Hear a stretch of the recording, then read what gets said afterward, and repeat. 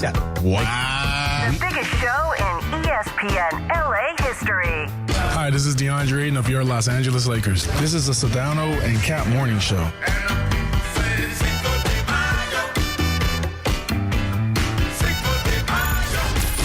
A little sabor. Yeah, I don't think people like being called hacks. You're the güero on the radio. Giant Mexican, horn section. And Did you have me on your show to berate me? Is that what you're doing now?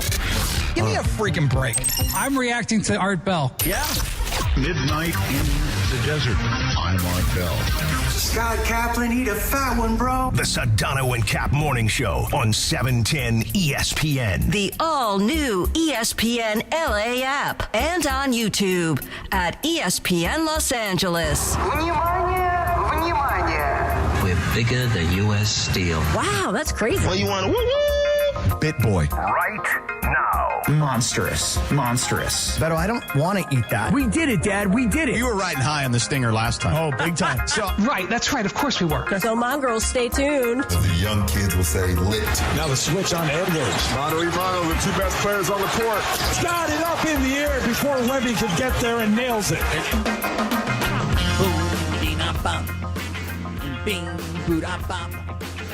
Yes, it is good to be back, Jack. 7:03, good morning. The Sedano and Cap Morning Show begins on this 5th of May, 2026. Happy Cinco de Mayo. Did you miss me, Cappy? Oh, big time. I heard you were talking about an 8-inch corn dog yesterday to end the show. Yeah, it's a gross thing to eat, but when you eat it, you're like, God, this thing is so freaking good. You know what else is good? Sedano's going to take care of your mom. Thanks to Burke Williams for Mother's Day. Details on that. Coming up, Sedano, I know you missed me. I definitely missed you. I also wore the trousers your mom liked yesterday. Oh yeah. Filling them out. Filling them out real nice. Sedano's going to take care of your mom. Oh, yeah. Filled them out beautifully. I noticed them yesterday. Oh, boy. So Lakers in 7, huh, Cap? That's right. But I will say this, George. Last night I was motivated, and I was watching this Minnesota-San Antonio game, and I'm like, wow, Minnesota with all these injuries and with Anthony Edwards coming back with this knee and that shot that we just heard the highlight of him going over Wemby late in the game for that 3, I'm like, okay, you see, like, it can happen. A team that seems undermanned and injured goes on the road in game 1 and pulls off a stunner upset. It can happen. And then I did a lot of digging last night into some stats and some data about this Lakers-Oklahoma City series, and boy, it is going to take one massive miracle. There's going to be Moses parting the Red Sea, and then there's going to be LeBron and the Lakers upsetting Oklahoma City, and those are going to be like the 2 greatest miracles in the history of humanity. Yeah. That's what it's going to require but here. I would say the difference is that this group of Timberwolves has been further than this group of Lakers. Mm-hmm. So they have the level of experience of at least going deep into the playoffs. Yes, they haven't made the finals, but they've been to back-to-back conference finals. And this particular group of Lakers has not been able to do that collectively together. So it's, and it's not even just Ant, right? It's like all these guys now, Julius Randle, Jaden McDaniels, like they all play a part in the way they continue to surprise people. I mean, listen, the way they surprised Denver, I think, in their last game prior to this one was something that I think stood out. Now, they've gone on the road, and I told you this the other day. 2 things that San Antonio could potentially hinder them. 1, their shooting or lack thereof at times. And 2, I saw it against Portland the other day. They were up 20-something, and then all of a sudden it was a 9-point ball game in the fourth quarter. Mm-hmm. Like, they are young, and sometimes they lose focus. And I think that's part of growing up in the NBA. So this is where they're at.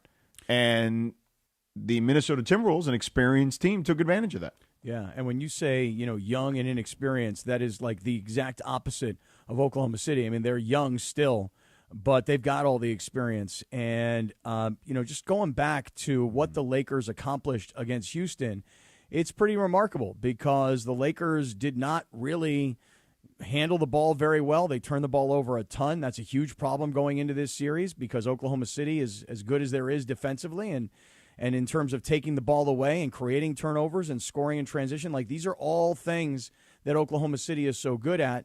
And for the Lakers, who were, again, they turned the ball over a ton against Houston. The mantra from JJ going into that series was get in the paint and rebound, box out and rebound. They didn't even really do that good of a job. But what the Lakers did do a good job of, especially in the early part of the series, was they had guys, in the case of Marcus Smart and Luke Kennard, hit big shots, right? They're going to need guys to nail shots in this series to have any chance at all because Oklahoma City they've got so many guys and they can shoot and they can get close to the rim. I mean, I've been doing all this homework last night just because I'm thinking to myself, I went on the air yesterday and I said the Lakers are going to win this thing. Now can I find a way to back up the opinion? And I'm finding it very hard to back up the opinion.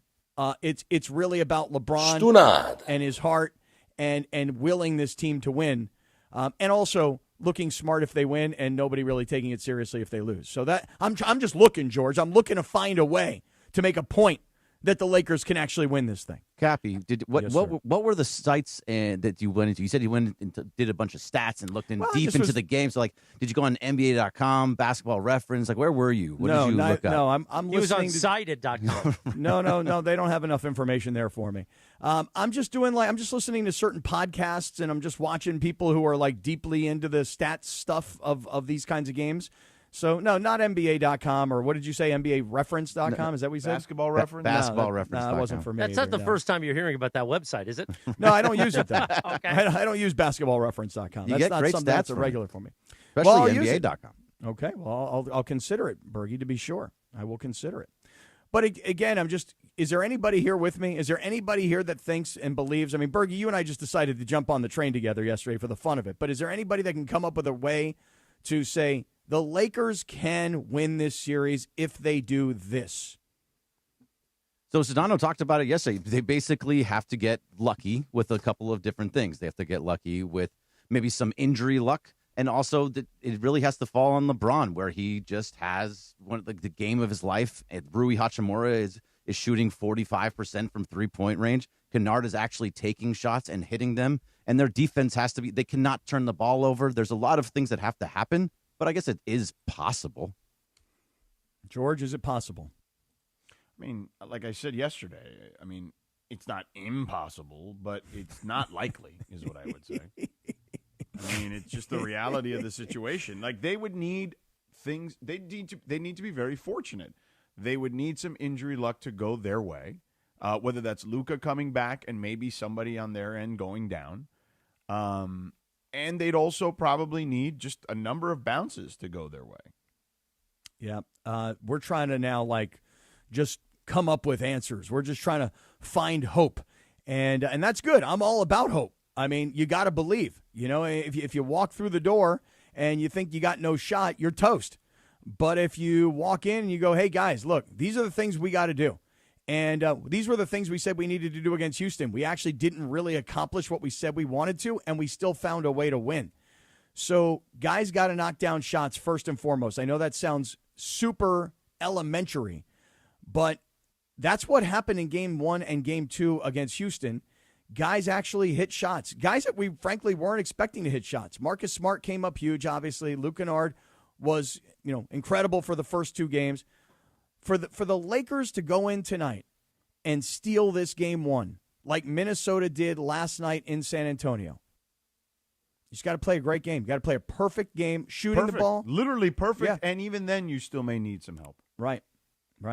I know I needed help last night because I was trying to watch the game on Peacock.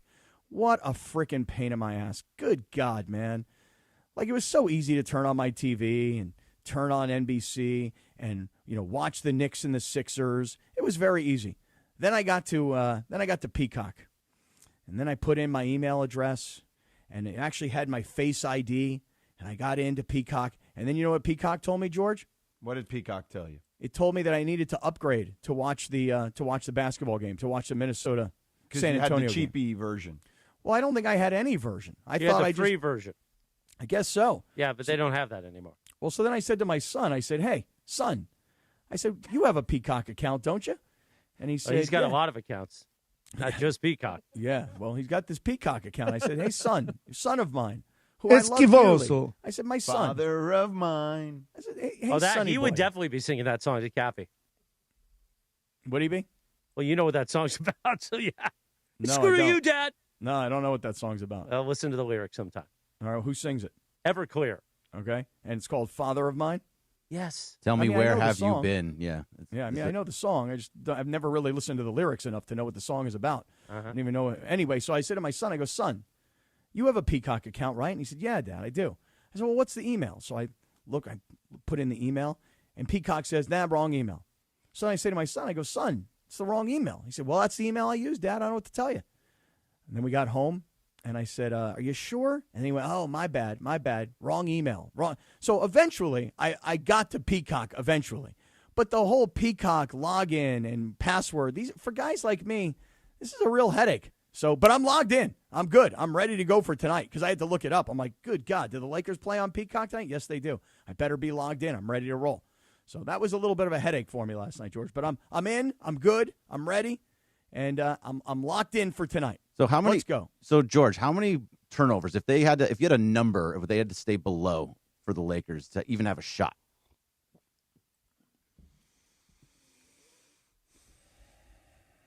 Deep 15. Thinking. Deep thinking. 15? No. No chance. Like under 10? Under 10. I would say 10 or below. But what was the number against Houston? The number against Houston was like nearby, I don't know. It was 13 16. in the last game. Yeah, but I'm just saying for the series. Oh, yeah, no, it was way up there. They had some where there was 24, 25, and then they had others. They were over 20, I think, twice. Mm-hmm. Well, that's the problem, right? I mean, you got Oklahoma City who's deeper and better.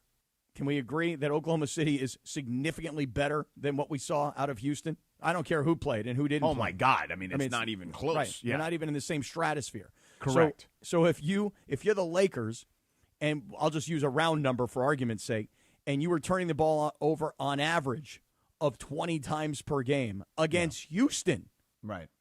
What is that number going to elevate to against Oklahoma City? And Oklahoma City literally thrives off of turnovers. Like that, I mean, and especially at home, like if you turn the ball over in OKC and they start, going and they're in transition and that crowd, which is already loud and crazy, gets even louder and crazier, like, yeah, that's a disaster.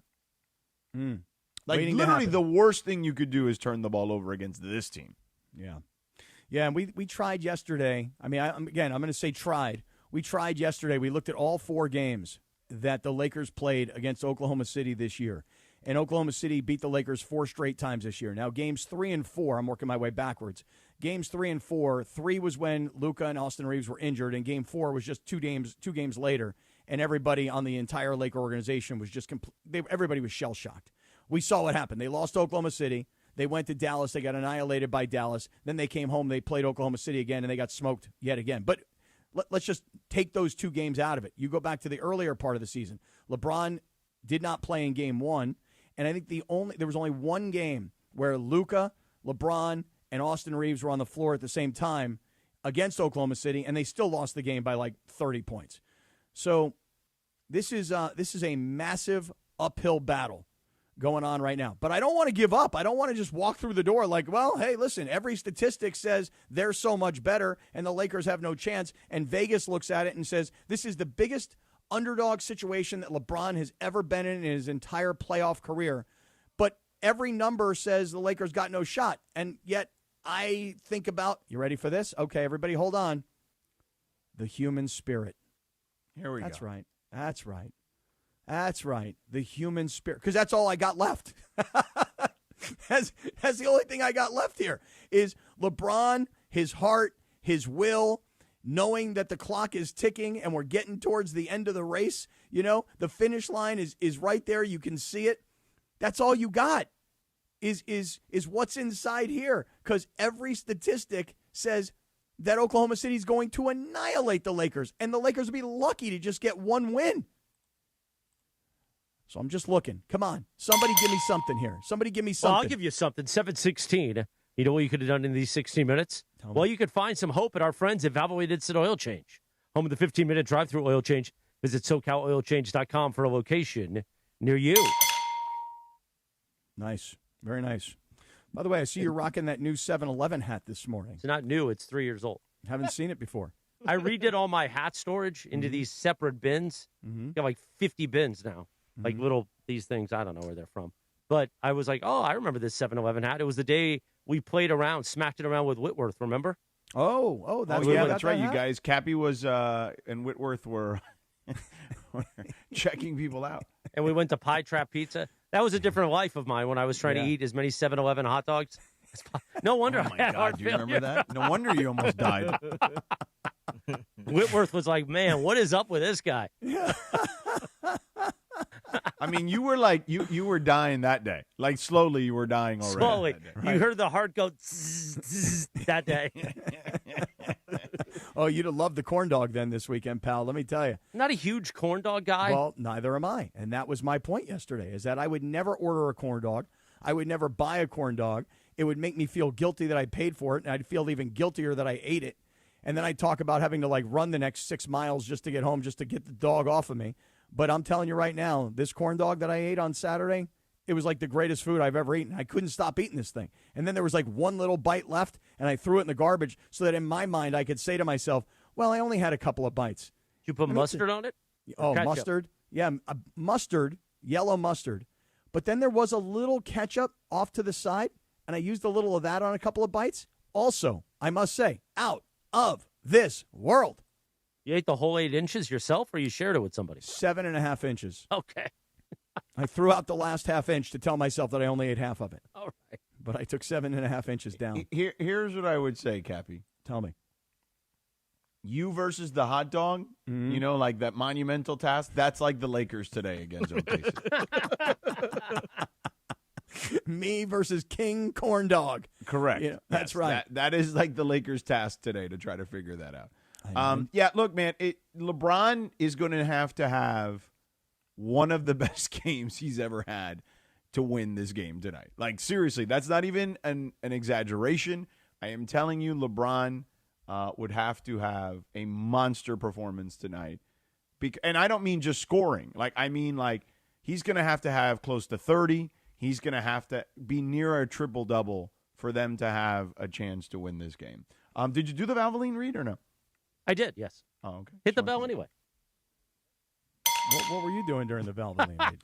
I was looking up LeBron's games on the road. Okay. Well, here's the thing. Sedano knows I'm back today. Yesterday, he had the last 2 days, he's had to carry you, Cappy, on his shoulders. Oh, yeah, big time. So today, he's like, I don't have to carry as much of Cap. Oh, yeah. Oh, and yesterday, I was on his back, man. I was having him do squats with me on his back. And, you know, he's coming off the weekend that I just had. 30-plus point playoff games on the road as an underdog. So, yeah, I am. I mean, he's going to need to summon one of those tonight because I wanted to make sure I had the right number here. Yeah, it's about going to need some help too, 10 or more. Well, he's definitely going to need help, but he's going to have to be the driver here.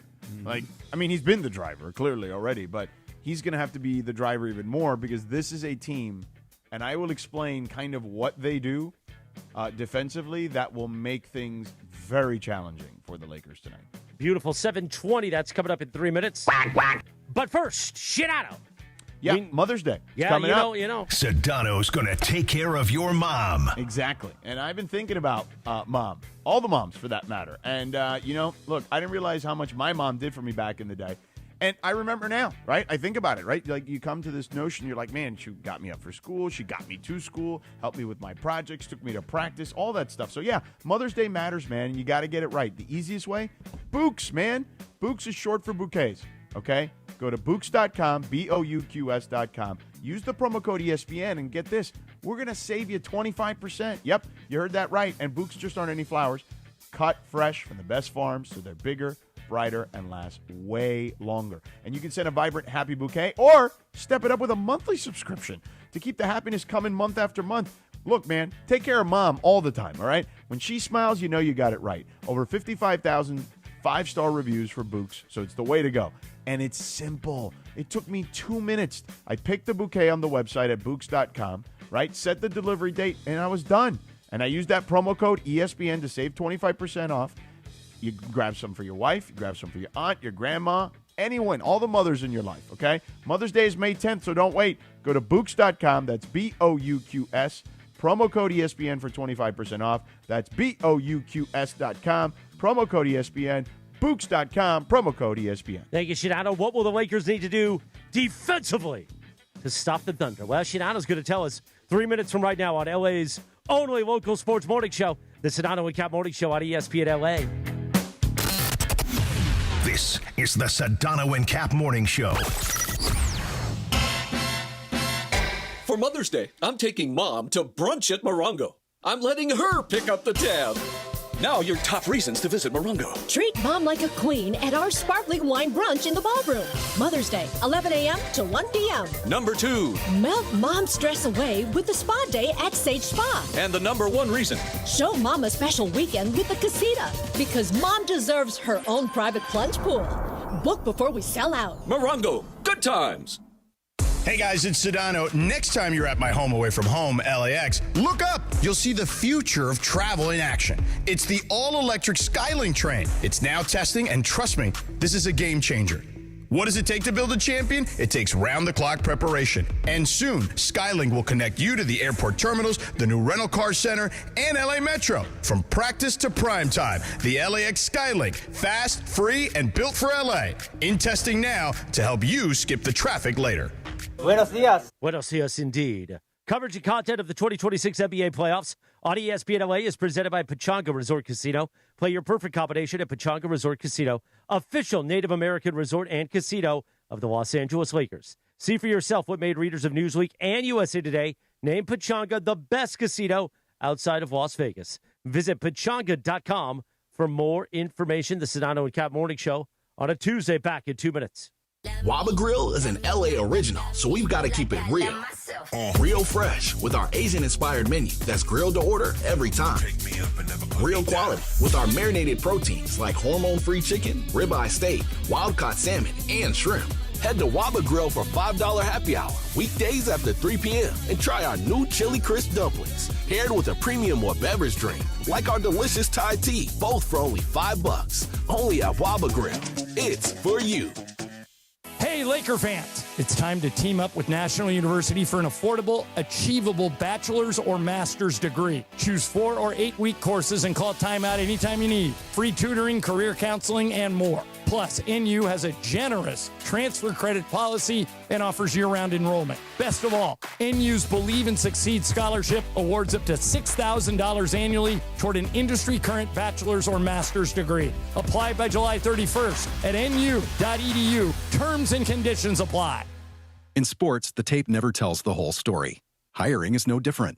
AI can make candidates look like an MVP on paper, so knowing the person and the skills behind the resume matters. That's where Robert Half changes the game. Our recruiters combine their expertise with award-winning AI to evaluate skills and fit quickly. Learn how we can find you specialized talent in finance, accounting, technology, and more. At Robert Half, we know talent. Visit roberthalf.com/talent today. Rich Eisen here. PayPal is now the official peer-to-peer payments sponsor of the NFL, which means all the money moments that fandom creates, whether splitting tailgate costs or chipping in on tickets and game day food between friends, are covered. Wherever the game is played or watched, PayPal moves with fans. You can send money through text, email, or directly to your friends with eligible accounts on Venmo. Just download the PayPal app and share all the moments that matter. Account with PayPal is required. Not available in all regions where PayPal operates. Sedano's gonna take care of your mom for Mother's Day. Sedano is going to take care of your mom. What you gonna do on Mother's Day? You gonna celebrate with the mother? Thanks to Burke Williams. 7:25. The Sedano and Cap Morning Show on a live imaging Tuesday, presented by Providence. More details on how you can win the ultimate Mother's Day experience for the mom in your life in minutes. But first, Adele. She turns 38 years old today. Will we be playing this tomorrow morning, Cappy? Like we used to play after Lakers losses for Alan Sliwa? Go easy on me. Or will the Lakers shock the world? Well, Shinana's going to tell us how they can do that defensively. Well, no, I was. Come on, George. Tell us, please. Please tell us how to do it. Screwed it up. Yeah, that's all right. Just figure it out. Tell us. No. Not going to What figure I was that out. saying was what the Thunder do defensively to disrupt teams. Well, never mind. Forget that. Yeah. So Just what go they back need to to avoid. Sedano taking care right? of your mom. Forget about the other. What they need to be prepared. Sedano's going to take care of your mom. I like the reverb there on the big production. Oh, man. You were saying, George.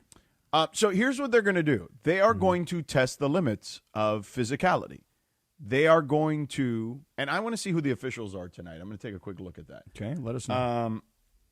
They are going to test the limits of physicality. Now, you've seen in the postseason, the physicality is ramped up, correct? Yep. So that plays. So we have Zach Zarba, James Williams, and Nick Buchert. Buchert. Buchert, that's not good. You have no idea who Nick Buchert is. You're right. I don't. Zach and James are normally lead officials because this is where we're getting to, right? Where, like, lead officials become secondary officials at this stage. And so you got a good crew. Zach is very fair. I think that if you're a Lakers fan, you're going to get arguably, if not the most respected official to be your crew chief tonight. So you can complain all you want, but there's going to be a level of physicality that's going to come with the playoffs. And Oklahoma City will push the limits on that.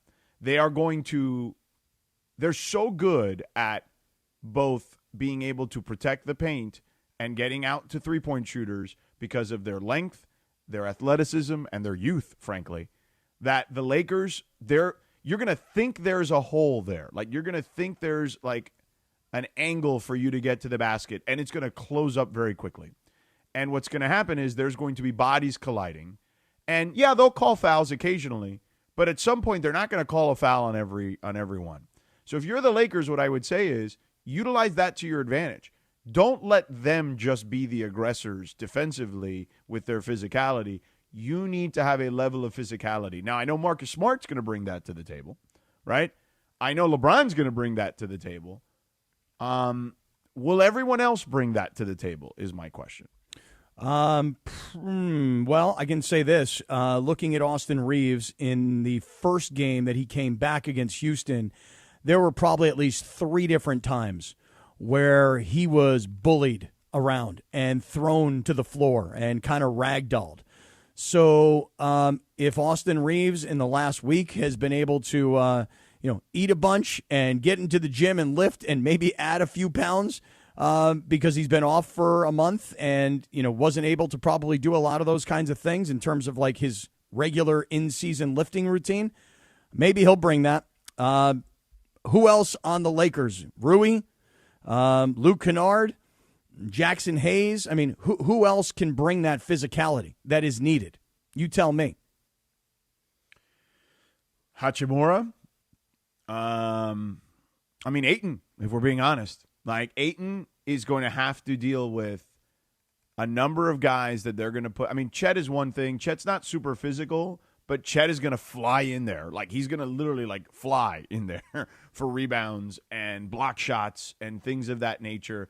Like, DeAndre Ayton is going to have to be incredibly aware of where Chet Holmgren is, mostly because of just the way he kind of just cannonballs his way into the play. So I guess for me, I'm going to simplify this, at least the way I look at basketball, and it really comes down to this. For me, can the Lakers limit their turnovers? Because, again, we go back to this Houston series, and against Houston, I think the total number was the Lakers had 26 more turnovers than Houston did in that series. Now, think about that. You're turning the ball over significantly more than your opponent. So I'll ask you this question. Why were the Lakers able to win that series when they turned the ball over as much as they did? Well, because the Rockets can't score. Okay, and because the Lakers in games 1 and games 2 did score, right? I mean, in games 1 and 2, Marcus Smart and Luke Kennard both had big offensive games. In fact, really, in game 3, Marcus Smart came up kind of big too, especially in the overtime period.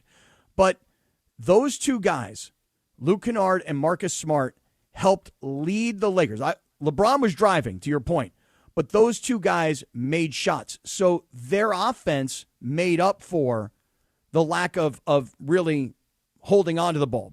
They turned the ball over so much, yet they had kind of uncharacteristic offensive nights. Can you agree with that? Can you buy that? I guess, sure. And then what happened is they went cold.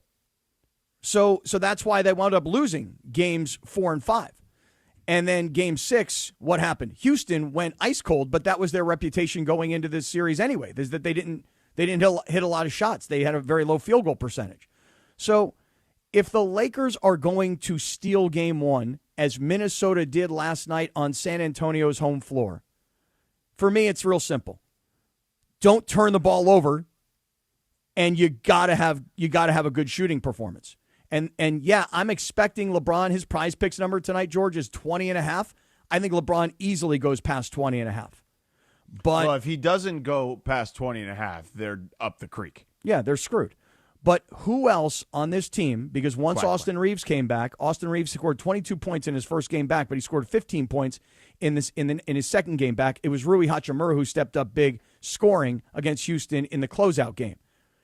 There's got to be not one person, I would say at least 2. So whether it's Austin Reeves, Luke Kennard, Marcus Smart, DeAndre Ayton, any one of those guys, you're going to have 2 besides LeBron, both have big scoring nights. So a lot of that has to land on Austin Reeves, though. You did mention him because he is going to be probably your primary ball handler for the most part, or he has to be. Where the biggest problems You're saying Austin Reeves needs to be the primary ball handler? Yeah. I think that he needs to have he is probably the best ball handler that's on the floor right now. Wait, what? Yeah. Why? Why is that? Why you think Austin Reeves is a better ball handler than LeBron James? LeBron. So historically, LeBron James is obviously much better. He's better at basically everything than everybody in the game in the history of the game. Right now, I think as a ball handler, I think Austin Reeves has better ball handler than LeBron at this moment. Yes. No. Wait, hold on. Time out. Absolutely Hold on. Time out. Because I can look at my boy Sedano. No, absolutely not. I mean, it's honestly like... This is not like hating on LeBron either. No. I'm just saying that you're on the wrong trail here is what I would say. There is not a world, even at 41, that Austin Reeves is a better ball handler and distributor of the basketball than LeBron James. No, I didn't say distributor of the basketball. Well, if you're talking about a ball handler, their primary job is to, besides handling the ball, is to distribute said basketball. I'm talking about him bringing the ball up the floor and not getting it stolen from him, or having to be able to get around guys and then get it over to LeBron at that point. Yeah, and then you're supposed to initiate offense as the ball handler. Right. You still have to.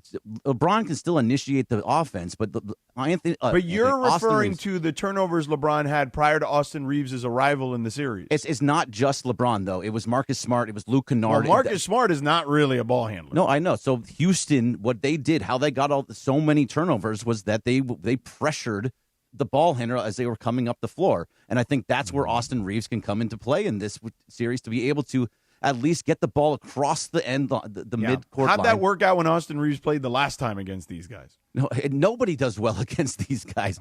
Like even Luka in the last game when Luka got hurt, he wasn't doing very well against these guys. The turnovers were out of control in that first quarter. That's why they were down by 30. So if somebody is going to be able to do it, in my mind, Austin Reeves has to play at a very high level. And well, I don't disagree with that part of it, but to say that he needs to be the primary ball handler, I mean, let me tell you something. If that happens, they're up the creek for sure. And when you're none of this sounds good. When you're up the creek, none of this sounds good at all. Like you gotta you've gotta be able to. It's got to be those two guys, but it can't just be like, hey, Austin, you get to be the primary ball handler today, because I don't think that's going to work very well either.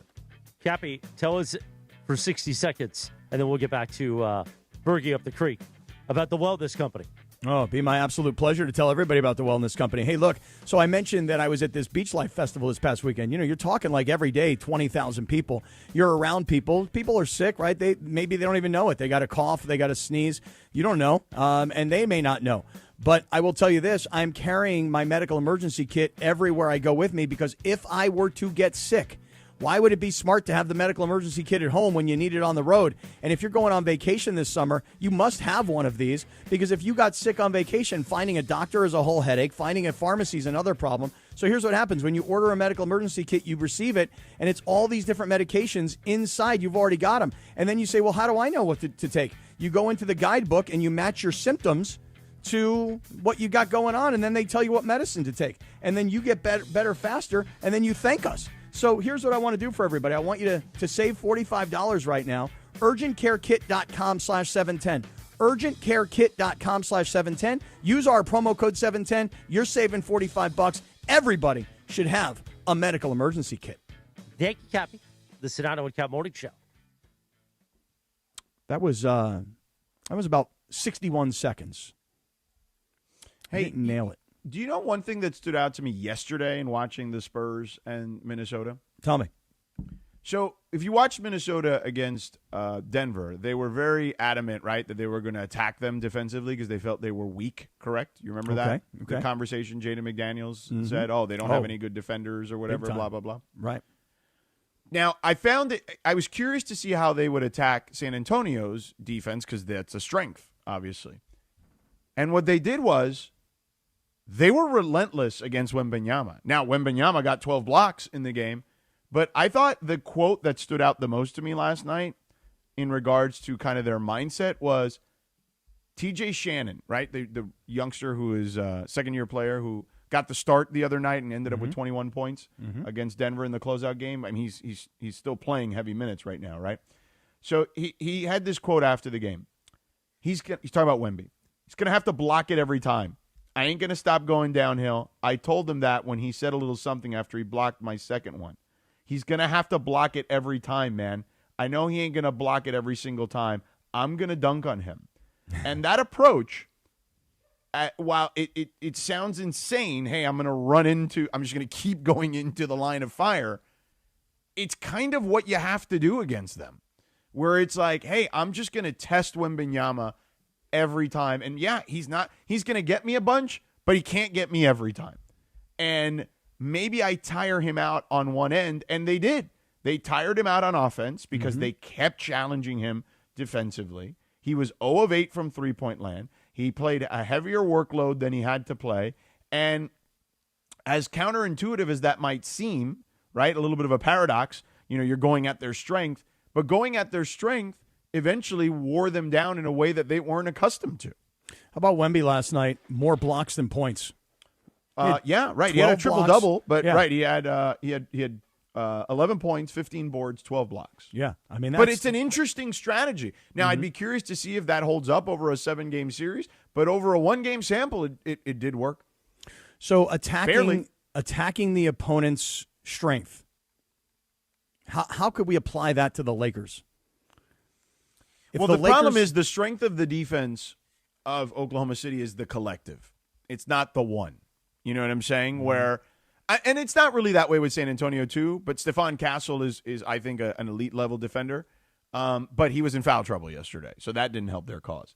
But so their point of attack defense was not as good. They did blow by De'Aaron Fox and Dylan Harper a little bit. That's where Castle usually shores things up. Like, he's got it on the front end. Wemby has it on the back end, and they're good to go. But with Castle in foul trouble, that changed the dynamic, particularly late in the game when he fouled out with about 3.5 minutes to go. So I just think that when I saw that, I was like, okay, they're going in there. Remember that that cartoon? We're going to date ourselves here. Do you remember Captain Caveman? I love Captain Caveman. Right. Captain Caveman. Yeah, and he would hold on to that, what was that device that he had? Like a rock like baton thing, right? And it was weird because it was like a witch, like a witch can fly on a broom. Like the Captain Caveman guy could just put that rock out in front of him and just take off flying. I love Captain Caveman. And he would go right into the rock or whatever he needed to do, right? And that's what the T-Wolves did yesterday. They were like, all right, the hell with it. We're going in, right? And they were just relentlessly attacking Wemby to the point where he was probably a little tired on. Well, he said as much. He said it after the game. He said he exerted too much energy on one side and didn't have enough energy on the other side. Right. And he said, that's on me. I got to limit that. I got to figure that part of it out. But, to go 0 for 8 from three-point range and I say only score 11 points when you had a night where you were killing it on the boards. You were blocking not every shot, but a lot of shots. I mean, the most important shot that he didn't block was when Anthony Edwards was just backed up and put that three like a rainbow, like right over his head and dropped it on him. So it reminds me a little bit of when the Warriors were at their peak, okay? Steve Kerr was also big on energy, right? He obsessed over it, right? Like, we got to make sure we have the right energy, right? In regards to, like, managing guys' fatigue during a series. And what they would do is they would use that also against the opponent. So, like, where most teams felt like, when, at their time, when, the most infamous game they played was against the Rockets, where the Rockets missed 27 straight three-pointers in a Game 7. And they, whereas most teams would be like, oh, we can't have James Harden. We got to take the ball out of James Harden's hands because he's so dangerous with it. The Warriors were like, no, we want Harden to keep the ball in his hands, and we're not going to necessarily double him. We're going to put our best defender on him, and we're going to shade him with a second defender like a few feet away, right? So that way if he does get by him, that person needs to act like a free safety. And it really forced Harden to be exhausted during those games.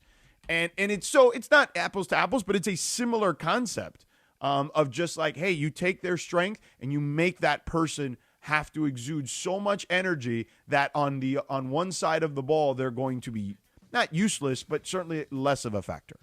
Well, I mean, the way you just described that, if I were Oklahoma City, I'd just do that to LeBron. I'd just exhaust LeBron because we all saw what LeBron looked like in Game 4 against Houston. Games 1 and 2, he was awesome. Game 3, he was great. But by the time he got to Game 4, he was wiped. And Game 5, he didn't look very good either. And then Game 6, he mustered up the energy. And of course, Houston had a terrible shooting night. But still, I mean, what you just said, if I were Oklahoma City, I want to win this thing in 4 so I'm rested for the Western Conference Finals. I'd do the exact same thing to LeBron. Yeah, I got one more theory on the Lakers. We'll do that in the 8 o'clock hour because I know we're going to do Bergie's 3 things about the Dodgers. Bergie's going to pull out the organ in about 3 minutes from right now. 7:43. And coming up next, we're going to tell you. Sedano's going to take care of your mom. Plus Evan Cohen at the top of the hour. He's going to like that drop a lot, too. Let me tell you about our friends at Providence. You know it's a live Imaging Tuesday presented by Providence, and your health is the real MVP. Providence reminds you to stay in the game by prioritizing cancer screenings. When it comes to cancer, early detection saves lives. Many cancers develop quietly, without noticeable symptoms, but when found early, treatment options are more effective than ever. That's why routine screenings, knowing your family history, and talking to your doctor, it's so important. Providence brings together the best minds in cancer care, keeping you in the game with life-saving innovation and compassionate support right here in Southern California. Protect your health and get back to the moments that matter most. Learn more at providence.org/cancer. Providence.org/cancer. Providence, caring with compassion in Southern California. We talk Dodgers in 3 minutes from right now on LA's only local sports morning show, the Sedano and Cap Morning Show on ESPN LA. The Sedano and Cap Morning Show. Hey guys, it's Sedano. It's springtime in SoCal, and you're still on those same old floors? Make a power move with Hernandez Wholesale Flooring. Hardwood, laminate, waterproof vinyl, carpet, turf, all in stock. They even have Core-Tec, the original 100% waterproof, kid-proof, pet-proof, luxury vinyl flooring in a ton of colors ready and in stock. Visit the showroom off the 5 next to the Commerce Casino or check them out on the web, HernandezWholesaleFlooring.net. Hernandez Wholesale Flooring. No games, no gimmicks, and no spring sale beats wholesale. Pizza Hut is bringing the heat with their new hand-tossed crust. Crispy and golden on the outside, soft and fluffy on the inside, finished with buttery garlic parm seasoning in every bite. And right now, grab a large pizza with any 3 toppings for just $11.99, delivery or carryout. When you're hungry for big flavor, keep the Pizza Hut coming with the $11.99 large 3-topping deal.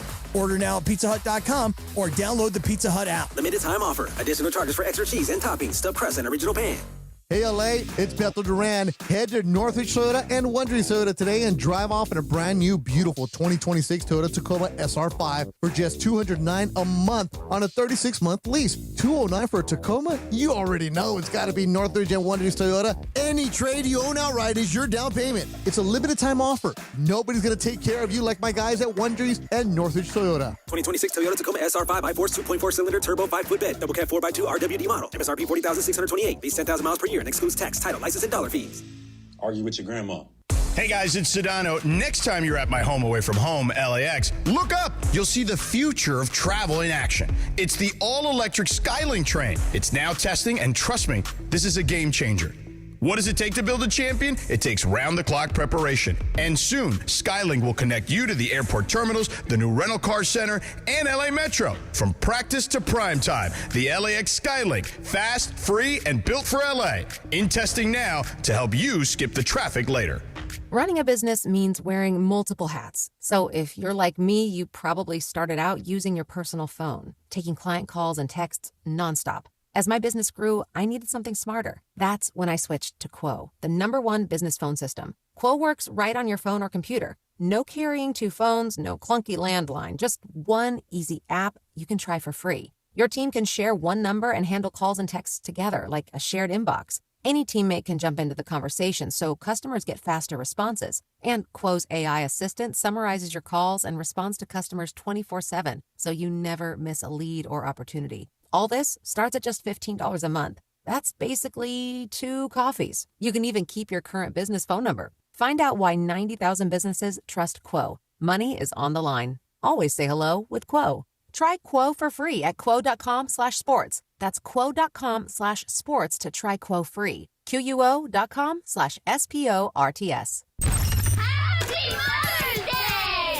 Sedano's gonna take care of your mom for Mother's Day. Sedano is going to take care of your mom. What you gonna do on Mother's Day?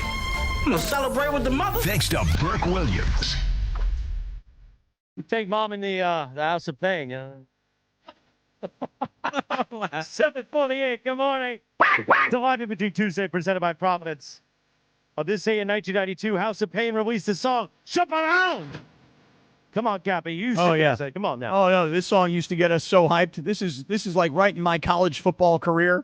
We would play this song before games and just get hyped, and then we'd go out and get, not hyped, but like manhandled. I think they're still playing it at Angel Stadium, where the rats aren't, wherever. For the Rally Monkey. It still comes out. Like really? It's 2002, Jack. Really? They got thunder sticks in the house still? Probably. Yeah. By the way, we've been promoting it. Sedano's gonna take care of your mom. Thanks to Burke Williams, ESPN LA's official recovery partner. So here's the deal. When you hear the cue to call today, be caller number 1, 2, and 3. We'll take the first 3 callers at 877-710-ESPN. When you hear it, you're going to have to tell us. You're going to have to convince Sedano why you should win. Out of the 3 people, you want to win the ultimate Mother's Day spa experience, an 80-minute Burke Williams experience, an 80-minute facial.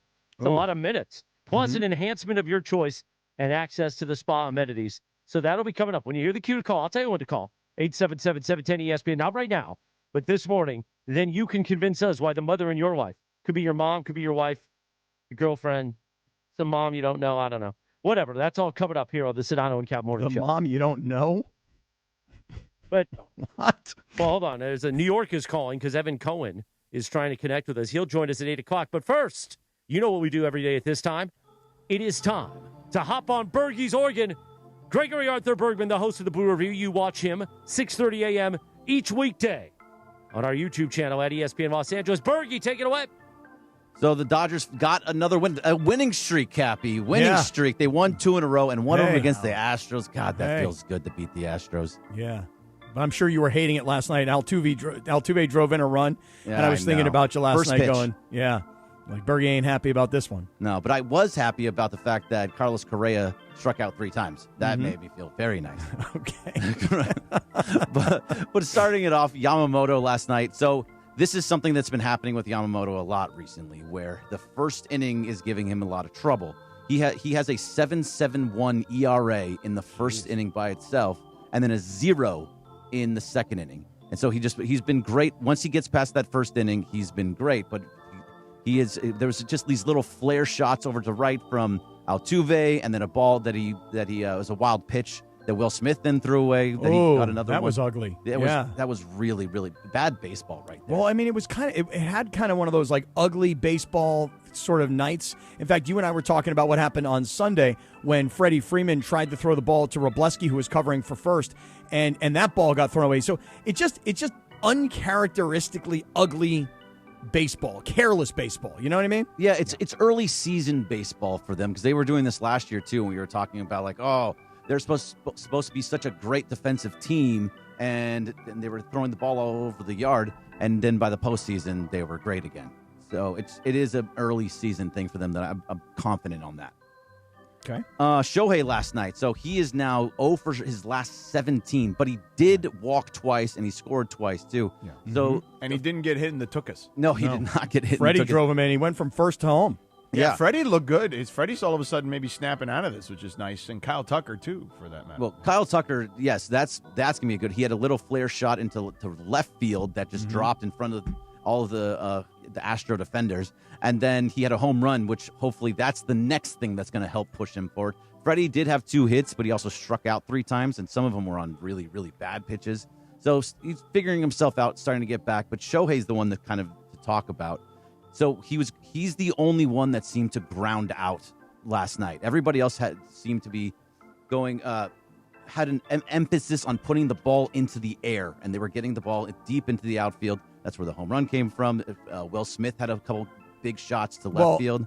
At the Will Smith play, when who was it that dropped the ball? The left fielder. Yeah, left fielder. Like literally, was it Cole? I think it was Cole. Yeah, he like was up against the wall, and it's not like he ran into the wall. It should have been a routine fly ball. It should have. And Will Smith was credited with a double. In my opinion, that was an error, but that's neither here nor there. Dude, the ball hit you right in the glove. Come on. You got to catch that ball. Yeah, he should have caught that ball. But Shohei, I mean, he grounded out to the left side, so he's going opposite field still, so that's a good sign. He also was being patient at the plate by walking a couple of times. That is a good sign as well. So no matter what, he's doing things that are right. He's just not finding his way into hits right now. And Oral Hershiser last night on the broadcast was talking about how it's his upper body. He's swinging with his upper body instead of his lower body, and that's what's causing him to roll a body.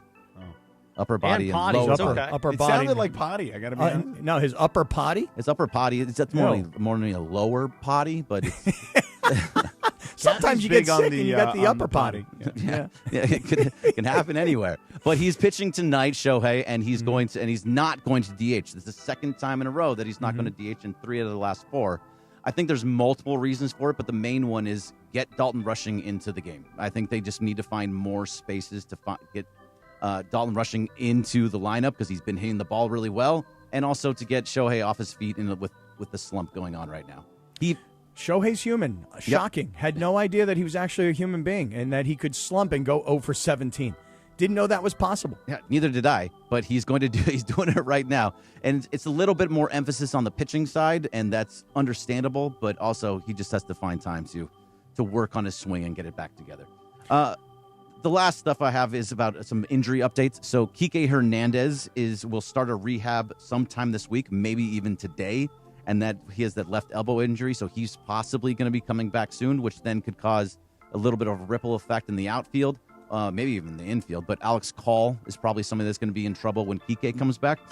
Mookie is going to face live pitching on Thursday, and if it goes well, he could start the rehab soon. They were talking about putting him in rehab over the weekend. It didn't happen, so he's going to see live pitching soon on Thursday, and that could get him on track to be coming back. And Tommy Edman is slow right now, so that's going to still take some time for him. So that end of May spot for Tommy Edman may or may not work out for him. He's still dealing with an ankle, isn't that what it was? Yep, and still Gosh, sore. That's a long time. Yeah, I mean, it's been like that for a couple of years now, though. When they got him, he was having ankle injuries. Wow. So, yeah, so those are your updates on the injuries. Thank you, Bergie.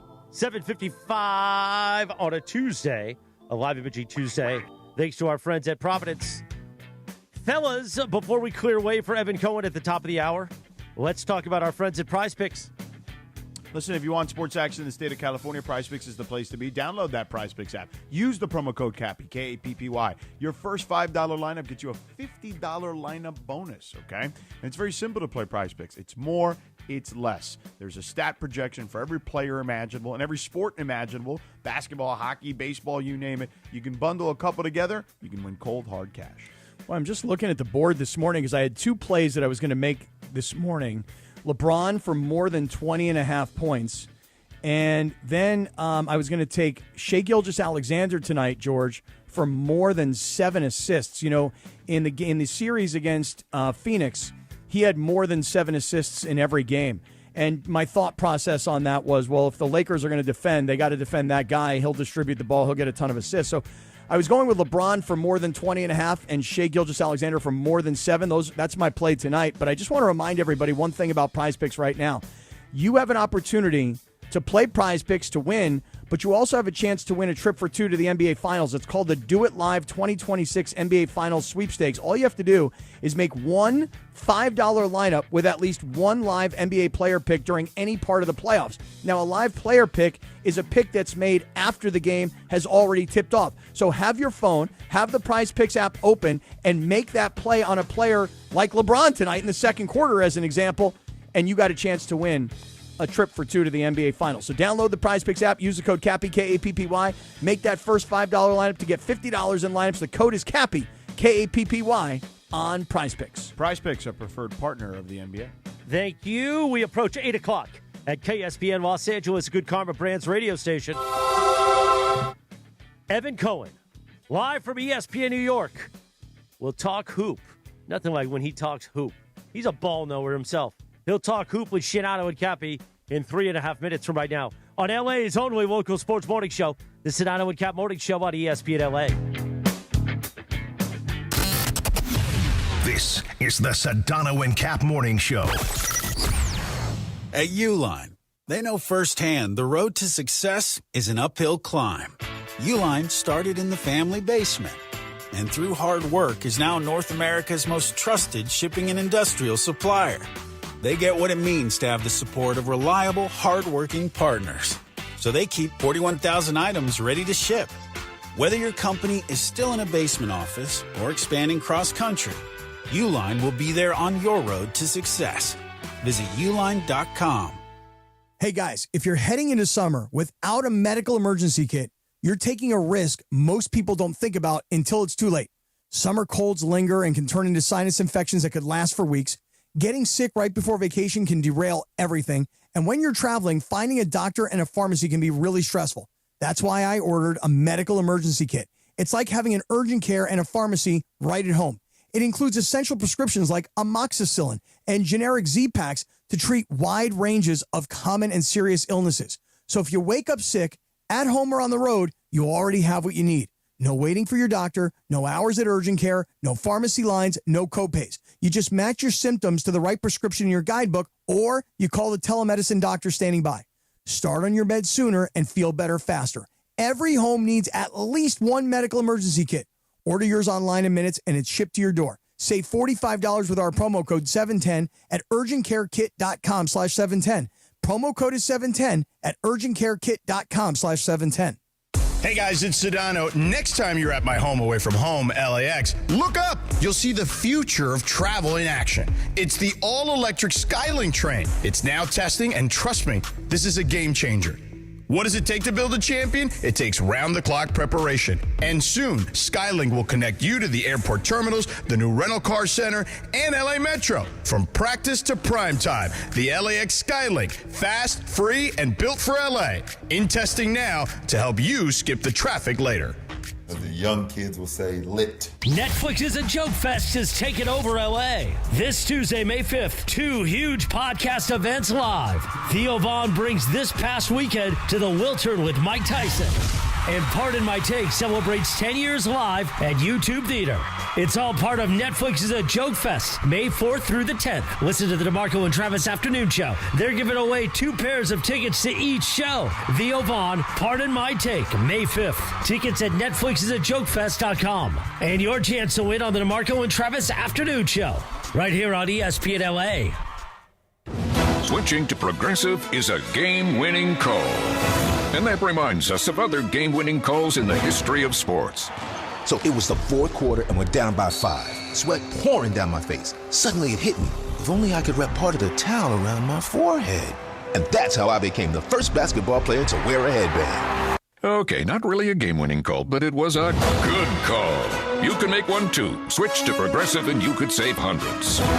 Progressive Casualty Insurance Company and affiliates, not available in all states. Michelle Smallman here. PayPal is now the official peer-to-peer payment sponsor of the NFL, which means all the money moments that fandom creates, whether splitting tailgate costs or chipping in on tickets and game day food between friends, are covered. Wherever the game is played or watched, PayPal moves with fans. You can send money through text, email, or directly to your friends with eligible accounts on Venmo. Just download the PayPal app and share all the moments that matter. Account with PayPal is required. Not available in all regions where PayPal operates.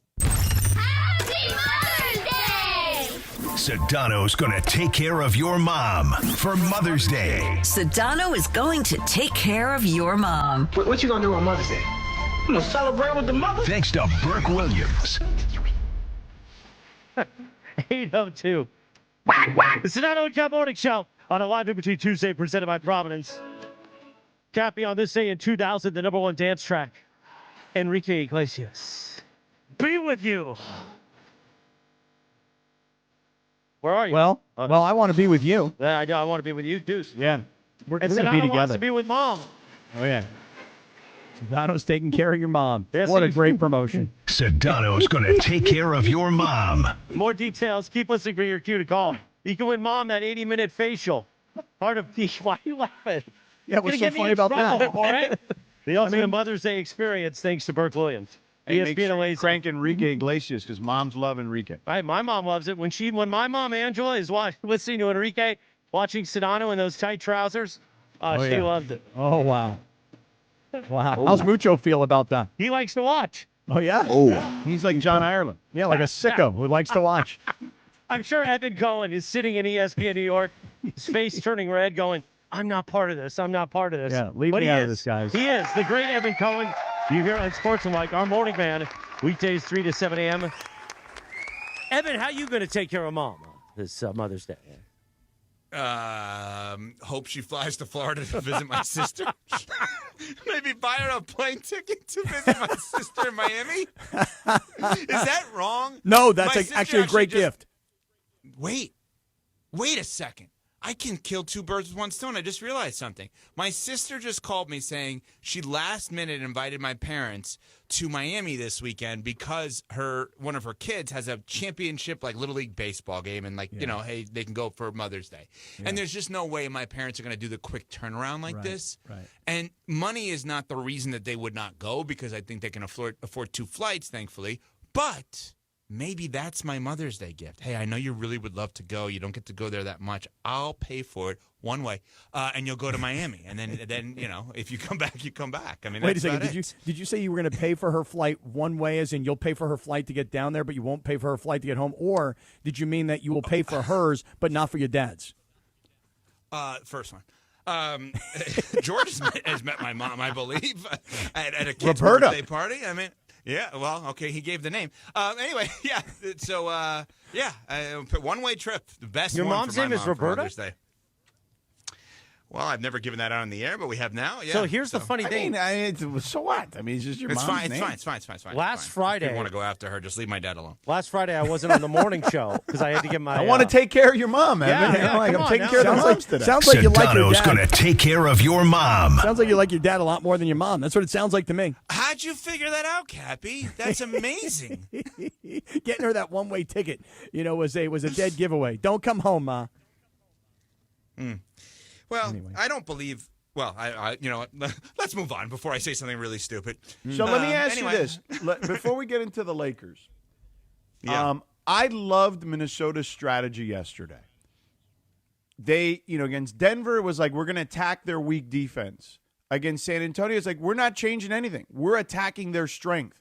Because we believe if we keep going at Wemby, yeah, he'll get 12 blocks, but he can't block them all.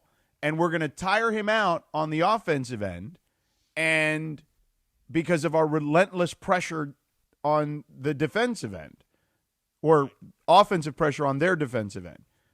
What did you make of that strategy? Because for one game, it worked. Yeah, so it's funny.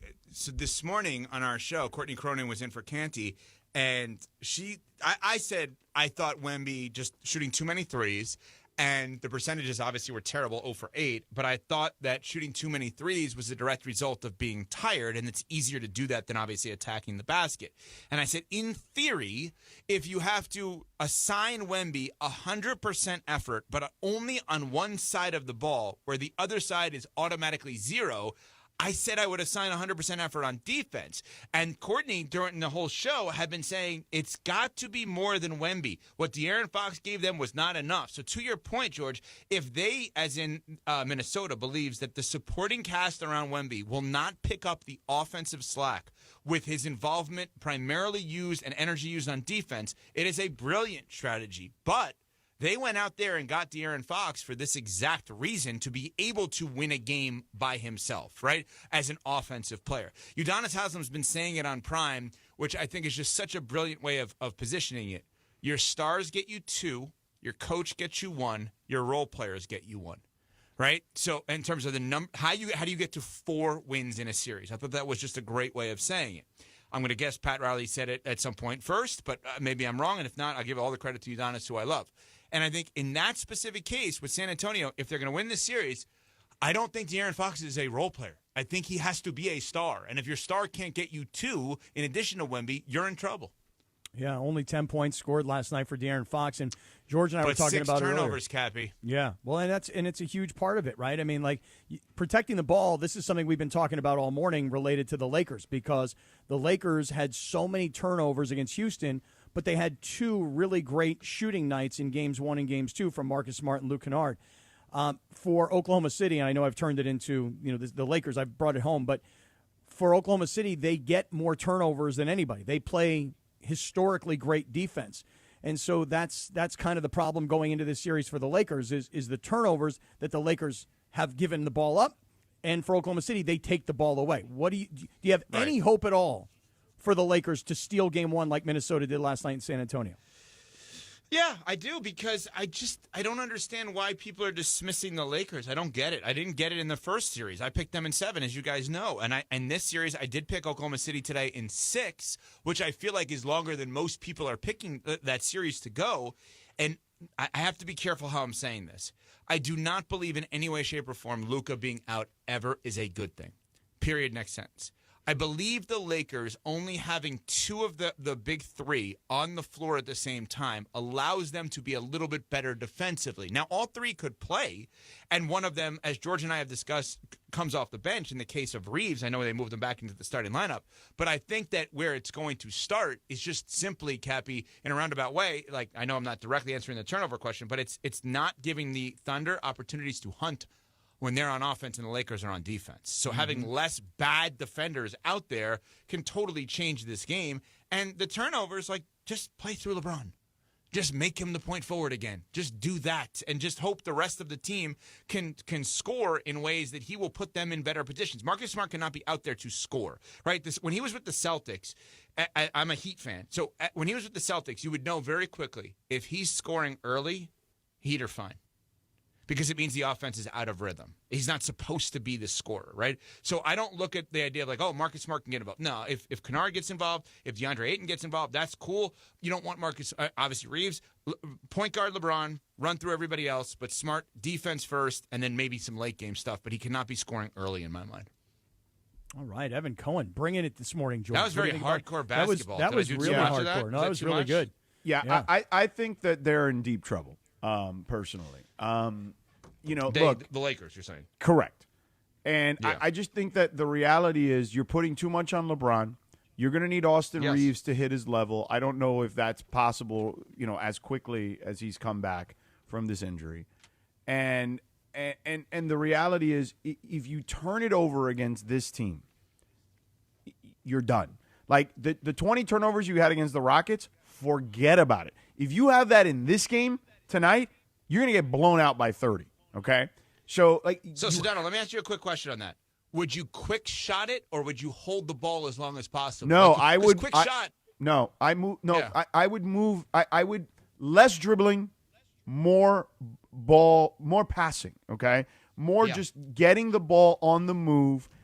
Don't take the air out of the ball. If you hold the ball and you're waiting to the end of the shot clock, that's actually worse. They're better at the end of the shot clock than they are at the beginning of the shot clock. So what I would say is you have to move the ball, try to get the best look possible in the first 15, 16 seconds of the shot clock. Because once you get under like 6 seconds or so, you're going to be in trouble against them. Yeah. So I like that, and I think J.J. Redick is the kind of coach that could literally implement that. He could literally say to them, no more than one dribble and 3 passes before a shot, like the old school Hoosiers, like back in the day.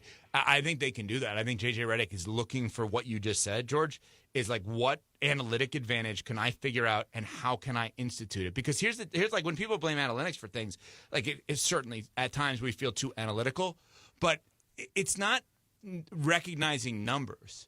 It's implementing the strategy that will get you to those numbers, right? So, cool. Like if we do this, then of course we're going to have a better chance of winning. But okay, who's going to tell the players that the thing that they don't normally do, they're going to have to do better, right? And I think J.J. Redick is such a good coach this early in his career is he can see every possession against Oklahoma City, if you have the ball, to use George's number, if you have the ball past 16 seconds into the shot clock, your field goal percentage it goes down 10% and your turnovers go up by 10%. Okay, so we have to shoot within the first 16, and most possessions are made within, after the third pass in the first 16 seconds. I feel like he's the same guy that could recognize that and then say, you're not allowed to dribble. I'm sorry, what, coach? You heard me. You're not allowed to dribble. We are not going to turn the ball over. We're going to go 3-man weave, 1950s basketball, until we get a look, and the look has to come within the first 16 seconds of the shot clock with 0 dribbles. So it's one thing to have an analytics department noticing that. It's another thing to implement that. Yeah, but you mentioned earlier, Evan, like a guy like Marcus Smart, right? In game 1 and game 2 against Houston, Marcus Smart had some spectacular offensive performances. As a matter of fact, I think it was game 2, George, where we came on the air the next day and I said to you, here's the stat that matters the most. Marcus Smart scored 23 points in the game and Kevin Durant scored 21 points in the game, something like that. When Marcus Smart is outscoring Kevin Durant, you know it's a good night for the Lakers, and the Lakers are likely going to win that kind of a game. This is where I would I don't know that I agree with that. Wait. This is where I would push back on you. I never felt that way about Marcus Smart. I felt like if Marcus Smart was having a good game offensively, you just tip your cap and say, this is not our game tonight. And I still feel that way. Well, but here's, so look. I don't feel that way. Well, but here's the thing. So he had these 2 great offensive games. And I would even argue maybe game 3 was a very strong And by the way, game. maybe you felt that way, Evan, because he was playing with 2 young players in Jaylen Brown and Jason Tatum. He's playing with LeBron James now, so that's a lot different. Yeah. I guess my thought, though, is, and I want you guys' thoughts, is we all know that this is about LeBron. We all understand that. I mean, if the Lakers are going to steal a game, or if the Lakers are going to have a chance to win this series, this is about LeBron. But he cannot do it by himself against an army that has 10 or 12 guys that can all play. So I'm looking for who is going to step up and hit shots, who is going to score, because it can't just be LeBron and Austin Reeves. Even that's probably not enough. So, Ev, who's it going to be? Who's going to give the Lakers an opportunity because they were actually able to score and maybe uncharacteristically score more than they're accustomed to? So the choices that I'm not allowed to give you are the 2 guys that are playing. The 2 of the 3, right? I'm not allowed to give you LeBron and Austin Reeves. Is that what you're saying? Those are the obvious. Those are the givens. Okay. Well, DeAndre Ayton did some things in the closeout game, did he not? He did. I mean, from a rebounding perspective, okay, so we got that. Luke Kennard obviously can. So again, use the formula. Your stars get you 2, your coach gets you 1, your role players get you 1. So we're looking at 1 game. I think it's got to be Luke Kennard, right? Hitting 8 or 9 threes. Isn't he the most logical one on this? I mean, you're going to pick Rui to do it? I guess maybe because Jalen Williams is out and maybe they're going to go a little bit smaller and that Rui's size potentially, but they're probably going to put Chet on him versus putting him on LeBron, right? So I think that, I'm guessing they're going to put Dort on LeBron. Yeah. So then Chet would guard Rui, so the whole size thing won't be anything, right? Right. So I'm gonna by default. I'll go Luke Kennard. I'll give you a big game at some point. Wow, 8 or 9 threes. Man, I just would like it if he would take 8 or 9 3-point shots.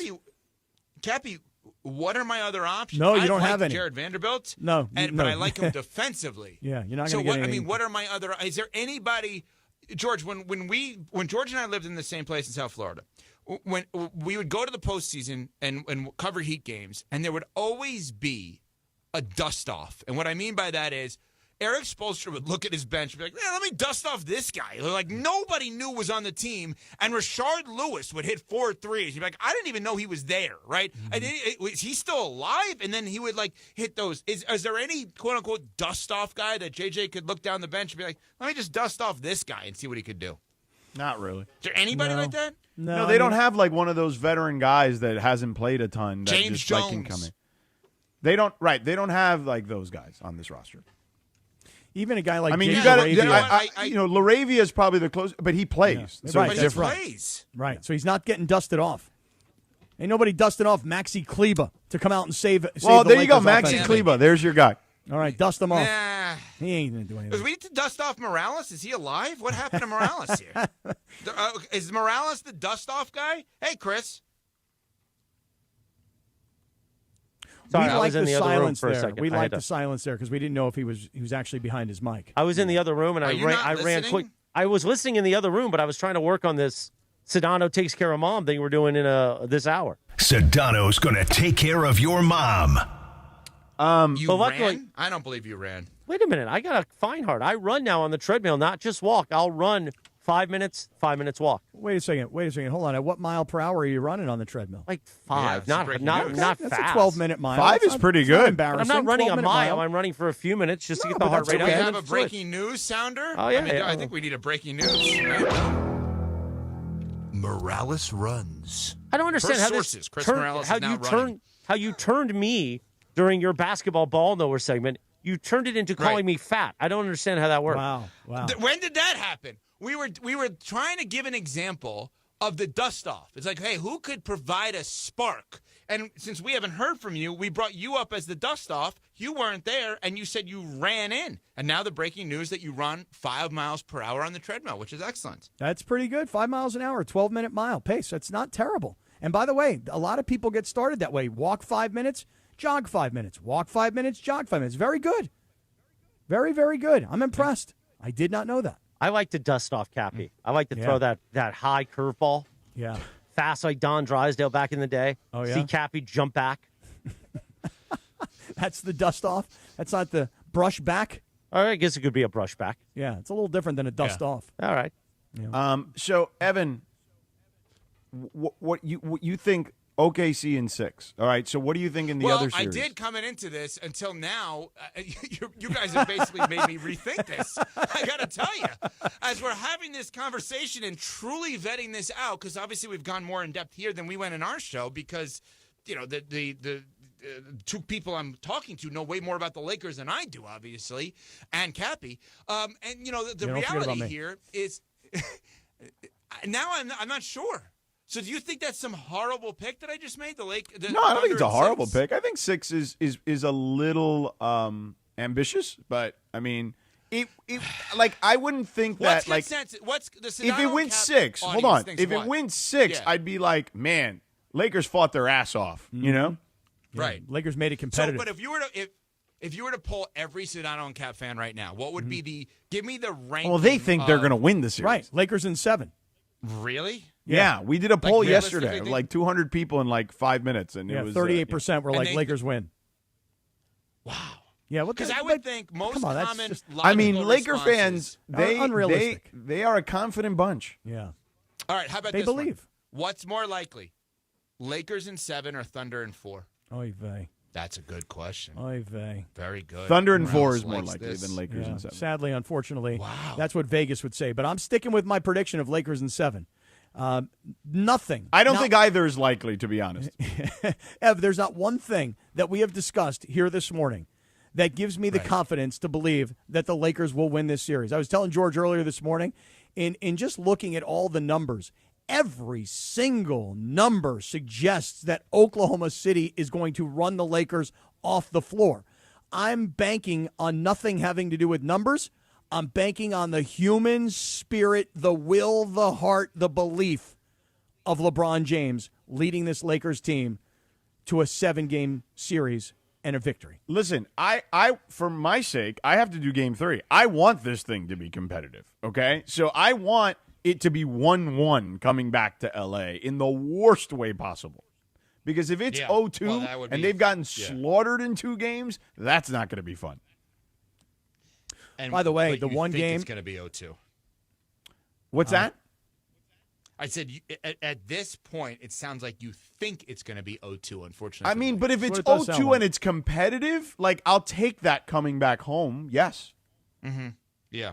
What were you saying? I just don't want it to be 0-2 and they just got ham slammed, in 2 games. Thank you for using my phrase. Sure, like no that. question. Yeah. I do think ham slammed, huh? Yeah, ham slammed is like one of my phrases that I use when somebody beats somebody else down. That and motorboating, which is everybody uses that one, but that's cliche. Right, yeah. There were 4 games this year, Evan, between the Lakers and Oklahoma City.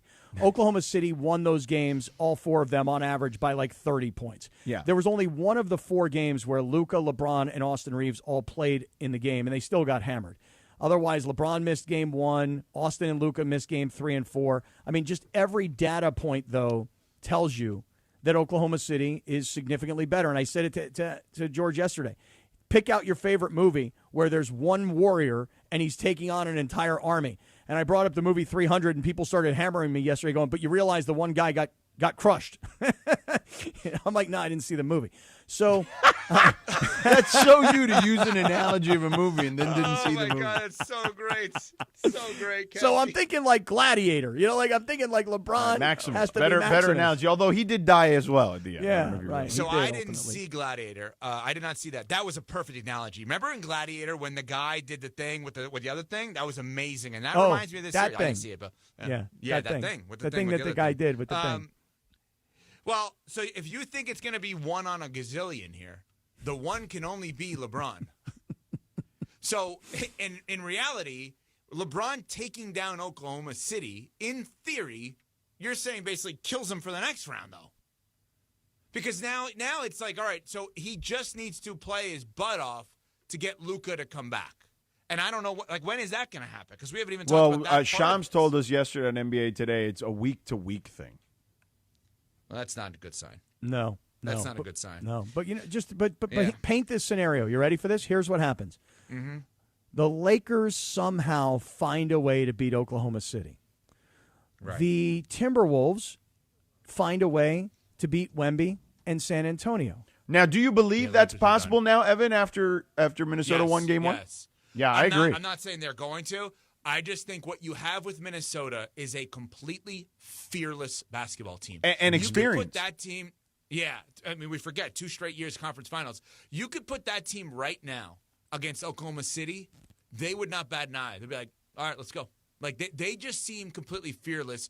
And I brought that up on our show today on Unsportsmanlike, and I don't remember if it was Courtney or Smalls that said to me, well, yeah, it's because of their leader, Anthony Edwards. I said, just because their leader is fearless doesn't mean everyone else is. We've seen a million teams in sports where you have the one guy who's fearless and other guys are fearful.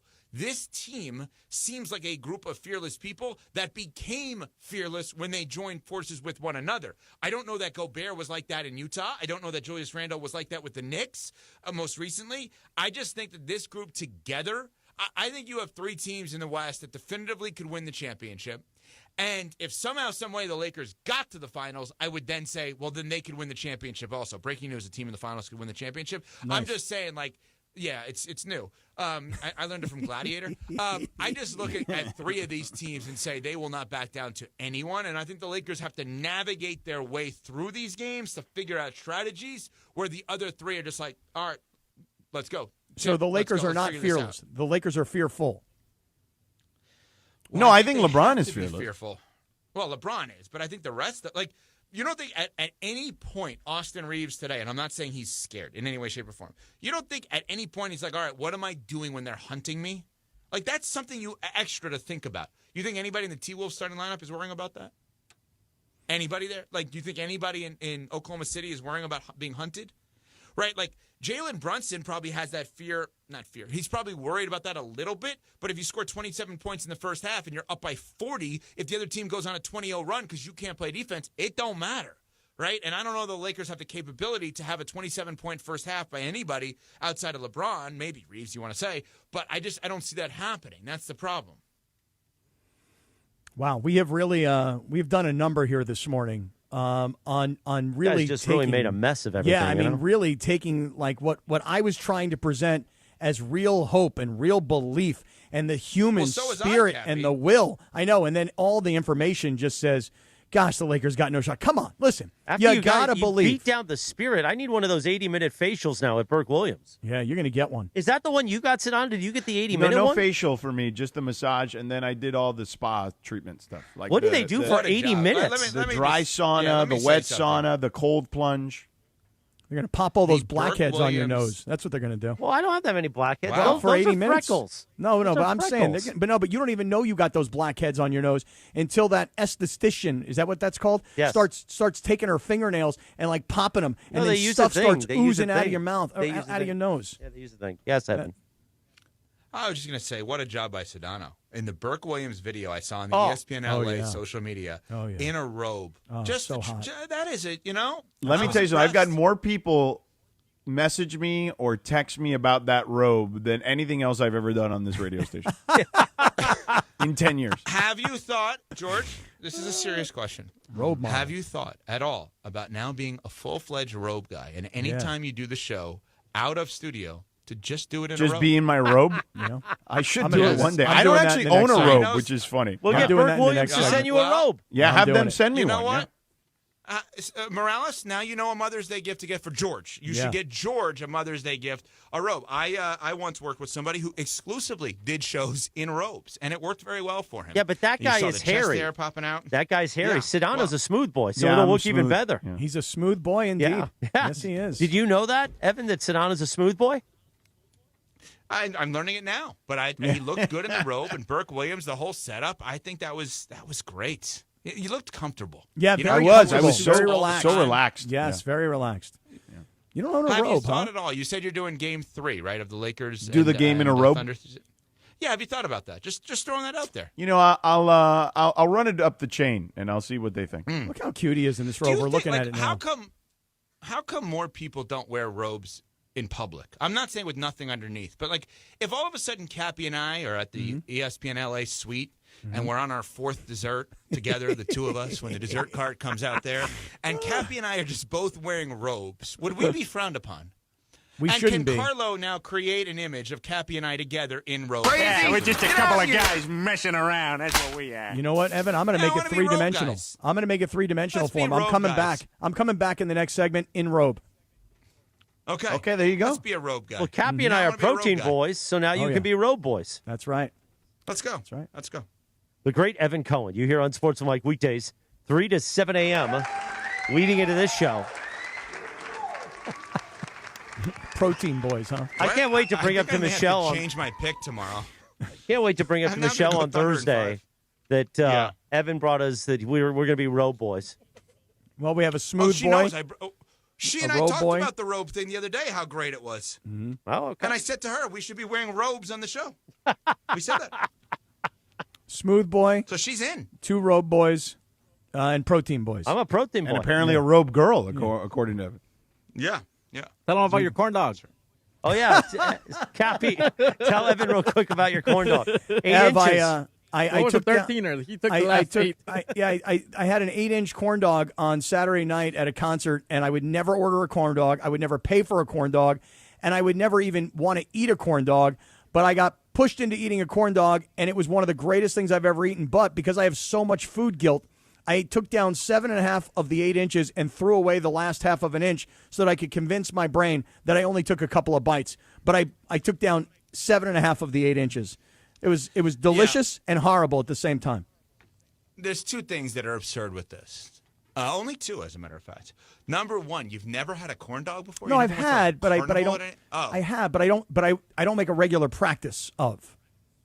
Yeah, I think they're particularly good, actually. And number two, I have this, and George, I don't know if you have the same thing. Maybe it's because I have young kids, and this is why, but, I don't let food go to waste. So, if there's leftovers, I got to eat it even if I'm full. No, I used to do that. Not anymore. Yeah. Why I do that. Yeah. I do that, too. Here's the amazing thing about what's ahead for the next 30 minutes. We got 6 live reads. So it should be fun and a contest to do. So, Evan, we love you. Don't blame me. Don't blame me. Have a great day, Evan. By the way, you should be thankful. All right. All right. Bye. All right. Get out of here. Yeah. Let's talk about our Get friends. the morning wood. Yeah, Get the wood out. Oh, where's the wood? Hold on. Come on, bang that wood. Let me knock this wood, Jack. Yeah. Listen, it's springtime in SoCal, all right? Sun's out, guns out. But are you still using those same old floors? Come on, man. Make a power move with Hernandez Wholesale Flooring. They got millions, I repeat, millions of in-stock options. Hardwood, laminate, waterproof vinyl, carpet, even the turf like I got out there, all right? Ready to go. No waiting on spring sales. Just true wholesale pricing every single damn day. Family-owned, 3 generations deep, winning on price, selection, and service. Extra savings for first responders, military, veterans, plus price match. So this spring, upgrade your whole vibe, man. Hit the showroom right off the 5 freeway next to the Commerce Casino, or check them out on the web, HernandezWholesaleFlooring.net. That's HernandezWholesaleFlooring.net. Hernandez Wholesale Flooring. No games, no gimmicks, because no spring sale beats wholesale. Thank you, Sedano. 8:32. All right, here's what we're going to do. 877-710-ESPN. We open up the phone lines. Hey, it is time. Sedano's going to take care of your mom. I can't wait for this. First 3 callers, you're going to talk to Gregory Arthur Bergman. Have your reason ready on why you should get the mother and your wife the official spa day experience from Burke Williams, the official recovery partner of ESPN LA. First 3 callers at 877-710-ESPN. If you suck, bam, you're gone. So you better be ready. You got 30 seconds to convince us. Then Sedano will make the final decision. That's next. Also, let me tell you this. The 8 o'clock hour on ESPN LA, the Sedano and Cap Morning Show, now made possible by Angelica's Insurance. Every team needs a strong defense, and Angelica's Insurance has got you covered. From auto and home to business and life, they build a plan just for you. Even DUI and SR22 coverage to get you back on the road fast. Visit angelicas-ins.com for a free quote today. We'll find out who's going to win that Mother's Day experience from Burke Williams next on the Sedano and Cap Morning Show. The Sedano and Cap Morning Show. Hey guys, it's Sedano. Next time you're at my home away from home, LAX, look up. You'll see the future of travel in action. It's the all-electric Skylink train. It's now testing, and trust me, this is a game changer. What does it take to build a champion? It takes round-the-clock preparation. And soon, Skylink will connect you to the airport terminals, the new rental car center, and LA Metro. From practice to prime time, the LAX Skylink. Fast, free, and built for LA. In testing now to help you skip the traffic later. This is John Ireland. Here in LA, we got tired of wondering what was in our tap water. So we installed a Life Source whole house water system. One system, better tasting water from every tap. No harsh chlorine taste, no salt, no hassle. Life Source is an essential home appliance. Call the Life Source Water California factory at 800-WATER-99 or visit lifesourcewater.com for limited time, factory direct pricing, and free installation. Life Source Water. Taste and feel the difference. Warranty limitations apply. What if I told you the next great story in Los Angeles isn't happening on the court? It's happening in Glendale. Hi, it's Momo, Ramona Shelburne. At Hyundai of Glendale, it's not just a grand opening, it's a fresh start. Right now, lease a brand new 2026 Hyundai Palisade SE for just $299 a month. Comes with owner's assurance and America's best 10-year, 100,000-mile powertrain limited warranty. Call 818-222-8000 or check them out, HyundaiofGlendale.net. $299 per month plus tax. Goes in lease for 24 months. $43.99 cash due from customer plus $500 lease cash. $48.99 due at signing. Plus government fees and taxes. Unapproved above average credit through HMS. No security deposit. 7,500 miles per year. 20 cents per excess miles. Expires 5/31/26. This is going to be litty. Hey everybody, summer is calling and I want you to snag early savings at SeaWorld San Diego while they last. Take the plunge into the brand new Shark Encounter opening May 22nd where jaw-dropping shark species await. You can even feed the sharks. Then catch big laughs in sea lions tonight and gear up for splash-filled fun at the all-new Dolphin Adventures. Plus, get pumped for headlining concerts featuring Ying Yang Twins, Soulja Boy, Paul Wall, Skillet, and more, all included with park admission. Tickets are just $59.99. Hurry, this offer won't last long. This deer season, John Deere wants to give you the home field advantage we're bringing you the best offers of the season, whether that's cash off on select new machines or a shot at the ultimate Major League Baseball prize package. Because right now, you can enter for a chance to win an MLB All-Star experience for you and 3 friends, complete with travel and lodging for All-Star Week this July. Deer season is going on now through June 3rd.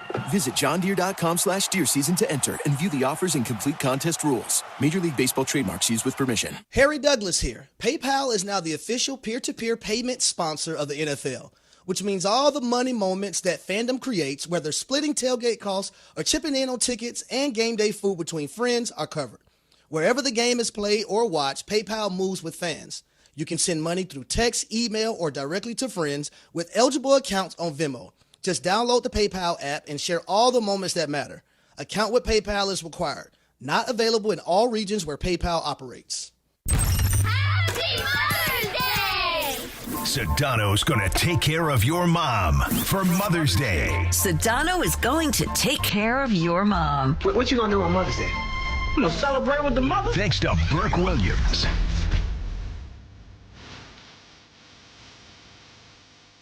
$8:36. Good morning. The Sedano and Cal Morning Show on a live imaging Tuesday, presented by Providence. It is that time. Time to find out who's going to win the ultimate reset, the ultimate Mother's Day spa experience. From Burke Williams, ESPN's official recovery partner, we got 3 callers on hold. Cole, David, and Chad. You'll have 30 seconds to tell Sedano why you should win for the mother in your life. Here's what you're going to get: the 80-minute Burke Williams experience, an 80-minute facial, plus an enhancement of your choice, and access to the spa amenities. Burke Williams, ESPN's official recovery partner. Okay, we go to line 2, Sedano, and we start with Cole in Torrance. Good morning, Cole. Hey, good morning, guys. 30 seconds, brother. Go. Well, my mom's celebrating her first Mother's Day as a grandmother, and so got to celebrate Gigi. What better way than having Sedano take care of my mom? She's watching my granddaughter my daughter 3 days a week, helping out, and what better way than maybe getting a facial on Mother's Day? Beautiful, Cole. There you go. Give Grandma the spa treatment right there. Wait, really? You don't want to give anybody else a chance? Stay on hold, Cole. Well, we got to do it for the contest rules, Shannon. Oh, okay. I didn't realize there was more than one. Yeah. Now we go to David in Brea. David, 30 seconds. Hey, guys. How you guys doing? Beautiful, man. Go ahead. Cappy, Sedano, Morales, it's an honor to be on here with you guys. You know what? My mother has been one to give and give her whole life. She's a religious woman, Christian, and she always will give her last dime, her last dollar for anyone out there, basically, who needs help. She's had double knee replacement. She's had a hip replacement. She's had major heart surgery. And she's really struggled with her health in the last, 10 years. So I'm hoping Sedano can find it in his heart to guilt. I mean, you guys are really putting me in a bad spot. Right, Both David, these grandmas deserve this. David, stay on hold. David and Brea, stay on hold. Hey, listen. What the hell? Yeah, but you don't win. You can take Mom to that new prime pizza in Brea. It's good. I mean, my goodness, George, you were just willing to give it away to the first guy. Yeah, well, I thought that's what we were going to do, but you guys are but making this me guy- pick now. Like, Now, a finally, Christian woman. let's go to line 5. I have these sob stories. This poor woman just had a heart surgery. The All other right. one takes care of the Listen, she's my granddaughter. cardiac sister. She gave away all of her money? All right, hold on. Now, let's go to Chad in Norwalk. Chad, good morning. You have 30 seconds to talk to Shan. Good morning, guys, and go Lakers. The small treatment would actually be for my wife. During COVID, she had a miscarriage, and it's been super hard to cheer her up around this time every year. It's going on 6 years now, so I think this would definitely help cheer her up, and, she knows how much I listen to you guys and whatnot, so. All right, Chad, thank you. Stay on hold. And if you don't win, Sedano's going to at least send her a signed picture. Can we just have a Listen, discussion? man, this is Can we like, have a conversation? we probably should have talked this over, but this is not the way I would love to do this. All right, let's think about it, George. Just hold on. Let's turn negative into a positive, okay? Let's be like Pitbull. I didn't want to do just call her 7. I mean, for the love, Chris, but you're making me pick for three people who all deserve it. You. I can have Help Burger you. I can have Burger Trick if you want. George, hold on. Listen. He's a heartless guy. Really But putting me in a George- tough spot. Yeah, but LeBron Out of can't him. win this series by himself. He needs his teammates to help him. We're here to help you. Relax. Let's think about it for a second. Listen, the first for, guy. for the 2 people that don't win, we'll send a picture to their mom of their choice. No, that's in those not, in those that's not- trousers. in the trousers. It'll change everything for these moms. Let's just go back to the beginning. The first guy, George was like immediately like, just give it to him, okay? Now the first guy, what was his? Because now the mom, grandma, right? Like, grandma's watching the baby. Grandma's watching the the kids. baby. Yeah, Very nice. She really is. And that's a Very tough lovely. deal. You know what Very I mean? lovely. I That was was raised Cole. by a grandma. That was Yeah. Cole and Torrance. Okay, and Yeah. Cole and Torrance has a great story because he's got a baby. He probably has to work. Maybe mom has to already go back to work, and grandma is here to pick up the slack for a few days. And let me tell you something. That is really, really appreciated. So that's Cole. Cole's got grandma. Then you got the next guy. What was the next guy? David and grandma. Brea. David and Brea. Wait, Right. David Well, Brea. we had hip surgery, heart Oh, surgery. I mean, has literally given away every penny she's ever had to help people. She's a wonderful Christian woman, and I can appreciate that. So she's got a great story. And then the last guy, what was Chad his name? in Norwalk. Chad. Right, So- his poor wife had a miscarriage during COVID, And she's 6 like years. depressed during Mother's Right. Day. All right, so 6 here's years. so we've got the 3 stories. Sedano and all of us will help make the decision in a moment. But first, why don't you tell us, Sedano, about our friends, Burke Williams? Hey, listen, Mother's Day is coming up, and trust me, you don't want to wait till the last minute on this one for the rest of you out there, okay? Look, I took my wife to Burke Williams to the day spa. Honestly, it was exactly what we needed. She loved it. I loved it. It was one of those moments where you're like, why don't we do this more often, okay? And we went there, and we had the different spa treatments. I then took part in the sauna, the dry sauna, the wet sauna. I did the cold plunge. We had a nice lunch there on the terrace. They have a terrace, multiple terraces for you if you want to do that and partake in a little tea or even champagne perhaps with the lunch. They take care of you, man. And that's why I'm telling you about this now, because Burke Williams has special offers for Mother's Day spa packages. We're talking about massages, facials, full-on spa days, whether it's something simple and relaxing, or you go all in with the full reset like we did. You can choose from a curated package or even grab a gift card there as well. So she can pick exactly what she wants at one of the 9 locations here in Southern California for Burke Williams. Because let's be real, moms do everything. This is your chance to give something back and really take care of mom. And it's not just the treatment, it's the whole experience, the spa amenities, the atmosphere. It really feels like you're taking care of her the right way. So don't overthink this one. She relaxes, you win. Visit the website, BurkeWilliams.com, to take care of mom. Burke Williams, ESPN LA's official recovery partner. All right, 8:43. All right, let's Sedano's going to take care of your mom. Can we just Let's- take let's care of all figure this 3 out. of these moms here in this scenario? I or- cannot do that. It's a shame. And we want to. We do. We want to take care of all 3 of these moms. Now, tomorrow we're going to do the same thing, so don't get mad tomorrow. Mm-hmm. All right, Yeah, but let's do it take a differently vote. tomorrow. What do you want to do don't make me differently have tomorrow? To choose. Well, you want these all like Fine. these How ladies about this? deserve Why don't this. I put the names in the? Can I do this with the rules? I mean, we Can't we have just- rules can't that we got just vote? approved. Can we just vote? Well, we can vote. We can make the choice. I can't All right. do like pull the name out of the hat. All right, I'm gonna going to vote. make the Here's case. why All I'm right, going to vote. so you guys vote. There's 3 of you there. We'll let Yeah. Brianna's out of it, right? Because we'll let the 3 of you vote and majority rules. That's it. Okay, I'm gonna if make there's a a case. tiebreaker, Brianna's will be the tiebreaker. All right. How about that? Here's my case. You ready? The first guy, very lovely story. Grandma taking care of the kids. That's a wonderful gesture. And she gets a lot of pleasure out of taking care of little new granddaughter, okay? Or grandson. The second lady, what a generous, wonderful woman. Christian woman, has, again, been very generous to other people. But the thing is, even with the hip surgery and the knee surgery and the heart surgery and the health problems, she has faith. She has something, higher, a higher sort of purpose. She has this amazing faith, so she's a winner no matter what.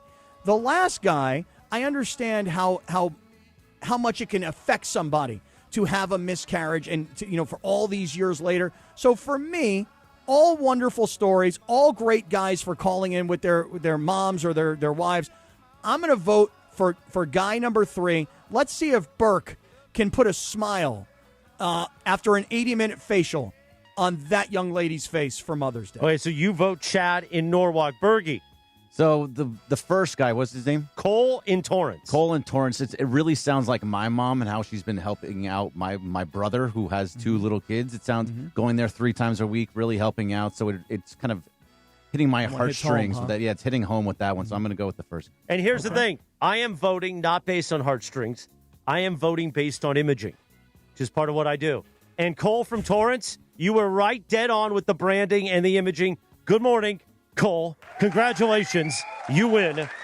Hey, thanks, guys. You win from our friends at Burke I'm sorry Williams. to the other guys, though. I'm No, sorry. those other guys are wonderful. Let me reset this. You win the Ultimate Reset, the Ultimate Mother's Day Spa Experience, an 80-minute Burke Williams experience, an 80-minute facial plus an enhancement of your choice, and access to the spa amenities. Cole from Torrance, stay on hold. Bergie will get all your information, and congratulations to the mother in your life. We'll do this again tomorrow. I did go to the Torrance location. It's lovely. Oh, yeah, beautiful. And thanks to the other 2 guys for calling in and sharing those stories. They're all very worthwhile. Sorry, fellas. You got to try just tomorrow, pick one. please. Yeah, try again tomorrow, and then maybe come with a little bit more of the story. But I mean, honestly, like you guys have great stories. You guys have a great mom or a great wife. They're all worthwhile, but unfortunately, we're in a situation where we can only pick one. And poor Sedano, my God, this poor kid. You put me in the worst. I mean, he's putting just a horrible spot. Horrible. Well, tomorrow then we want 3 bad moms. Tell us of 3 miscreant moms. Yeah, give us 3 bad moms. Yeah, my mom's the worst. She needs Burke. Right now, let's talk about a man who's got a lovely mother in his life, his beautiful wife, the great Jacob Emrani. Well, listen, Jacob wants to remind you, today's Cinco de Mayo, you should be about celebrating with family and friends, not dealing with car accidents because someone was distracted, reckless, or got behind the wheel after drinking, Cappy. Yeah, you don't want that. Maybe you were headed to a party. Maybe you were picking up some food. Or you were just trying to get across town when another driver changed literally your entire life in a second. Now you got all kinds of problems going on. Your neck hurts, your car's busted up, the rental situation's a mess. The insurance company's already trying to pressure you into a quick settlement before you even know what your case is really worth. Don't do that. Don't do that. Yeah, call Jacob at 800-345-6789. The law office of Jacob and Ronnie handle car accident cases every day, and they know how to push back when the other side starts playing games. You can get a free consultation, no obligation case review, and you pay nothing unless we win. So call them at 800-345-6789. That's 800-345-6789, or visit calljacob.com. Thank you, Sedano. 848. We'll do more of the Morning Wood. Thanks to Hernandez Wholesale Flooring and the Yacht Rock Song of the Morning. All next on the Sedano and Cap Morning Show on ESPN LA. This is the Sedano and Cap Morning Show. Looking for a vodka with standards? Blue Ice delivers. American-made from Idaho potatoes, gluten-free, non-GMO, and only 64 calories an ounce. Enjoy the classic Huckleberry with lemonade or award-winning double espresso. Blue Ice vodka, premium taste, nothing extra. Netflix is a Joke Fest has taken over LA. This Tuesday, May 5th, 2 huge podcast events live. Theo Vaughn brings This Past Weekend to the Wiltern with Mike Tyson. And Pardon My Take celebrates 10 years live at YouTube Theater. It's all part of Netflix's A Joke Fest, May 4th through the 10th. Listen to the DeMarco and Travis Afternoon Show. They're giving away 2 pairs of tickets to each show. Theo Vaughn, Pardon My Take, May 5th. Tickets at NetflixIsAJokeFest.com. And your chance to win on the DeMarco and Travis Afternoon Show, right here on ESPN LA. Oh. Hey guys, it's Sedano. Next time you're at my home away from home, LAX, look up. You'll see the future of travel in action. It's the all-electric Skylink train. It's now testing, and trust me, this is a game changer. What does it take to build a champion? It takes round-the-clock preparation. And soon, Skylink will connect you to the airport terminals, the new rental car center, and LA Metro. From practice to prime time, the LAX Skylink. Fast, free, and built for LA. In testing now to help you skip the traffic later. Harry Douglas here. Game day brings the excitement. Your stay should feel just as memorable. With Marriott Bonvoy, official hotel partner of the NCAA and U.S. Soccer, you're connected to a portfolio of brands designed for how you travel. Some offer complimentary breakfast, others give you room to spread out, space to stay productive, or extended stay comforts. So whether you're a traveling fan or part of the team, Marriott Bonvoy celebrates the moments that live on before and after the game. Marriott Bonvoy, where game day checks in. Evan Cohen here. In life, as in sports, the pros make it look easy. That's why pro golfers like Jason Day, Ben Griffin, and Patton Kazire trust the pros in lawn care. True Green. They have the experience and expertise to give you a lawn worthy of the PGA Tour. And since True Green does the work for you, you get more free time, or more tee times. So stop stressing over your lawn and start loving it. Sign up now at TrueGreen.com because nobody makes it easier to get a golf course quality lawn than True Green, the official lawn care treatment provider of the PGA Tour. It's time for the Wild Fork Foods Yacht Rock Song of the Morning. It's time for the Wild Fork Foods Yacht Rock Song of the Morning on the Sedano and Cap Morning Show. Wild Fork, your neighborhood meat and seafood market. Now, he's put on his captain's hat. I am the captain. This is the captain's table. The captain sits at the captain's table. Captain Condiment has the Yacht Rock all queued up. Now. Look at that. We worked in Captain Condiment. 8:50. Good morning. Rich girl. Too fine. You know it don't matter anyway. This one goes out to the great Marsha Green at Wild Fork. She wanted to hear some Hall & Oates, Rich Girl. Yeah, rich girl. Of course, Hall & Oates, Yacht Rock, Mount Rushmore, Jack.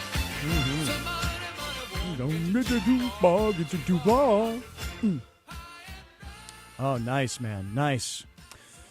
Oh, God, listen that to last Bergie back segment. there selling his singing to the Yacht Rock. Yeah. Yeah. I said, Anna, you recovered from having to make a decision on that one? Nah, It we was took a it right tough off spot of his you hands. put me in there. Nah, you know what? Well, we didn't put you in the spot. We made the decision. No, we're going to protect you from the spot. You know, this is very Well, no, but uncomfortable I'm saying for you were trying to put me in the spot. I was just trying to do a wacky promotion. You know, listen, all three very worthwhile callers, all three amazing stories.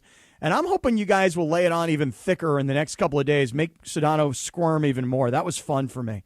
I enjoyed that. But I'll also tell you this right now. Between me, Chris, and Bergie, Sedano, we're very happy to make the decision. Yeah, we go don't ahead. care. Yeah, We're we got fine. you. Top athletes, big moments, one night, the OC Sports Awards, hosted by Travis Rogers, June 18th at Angel Stadium. Celebrate greatness and be part of one of Orange County's premier sports nights. Get your tickets now at the OCSportsAwards.org. Time for a little of the morning wood, thanks to Hernandez Wholesale Flooring. If you're in the market for new flooring, shop at Hernandez Wholesale Flooring, where every day is a deal, no gimmicks. Call 866-62-FLOOR or go to HernandezWholesaleFlooring.net. No sale beats wholesale. You got to take care of Mom. Why don't you get her some new floors? Get her some of that hardwood. It's a nice idea. For those other two gentlemen that just didn't win the 80-minute facial, get some new floors for your mom. It's a good idea. Real quick, Bergie, I know we've already done the Oregon today, but I have another Dodgers question. Sure. What's up? So Shohei not going to hit again? Yeah. Right.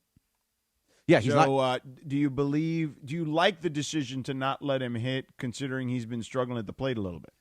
I want him to be able to do both. I want him to be able to pitch and hit on the same days, but it's still at the beginning of the season. And really, I like the fact that Dalton Rushing will most likely be in that position, and he's swung a hot bat. So want to just get him as many opportunities as possible. So I don't have a problem with it. It's 3 of the last 4 times now, Sedano. So they're kind of trying to get him off his feet as much as possible. Yeah, let him focus. I mean, look, I love that he does both.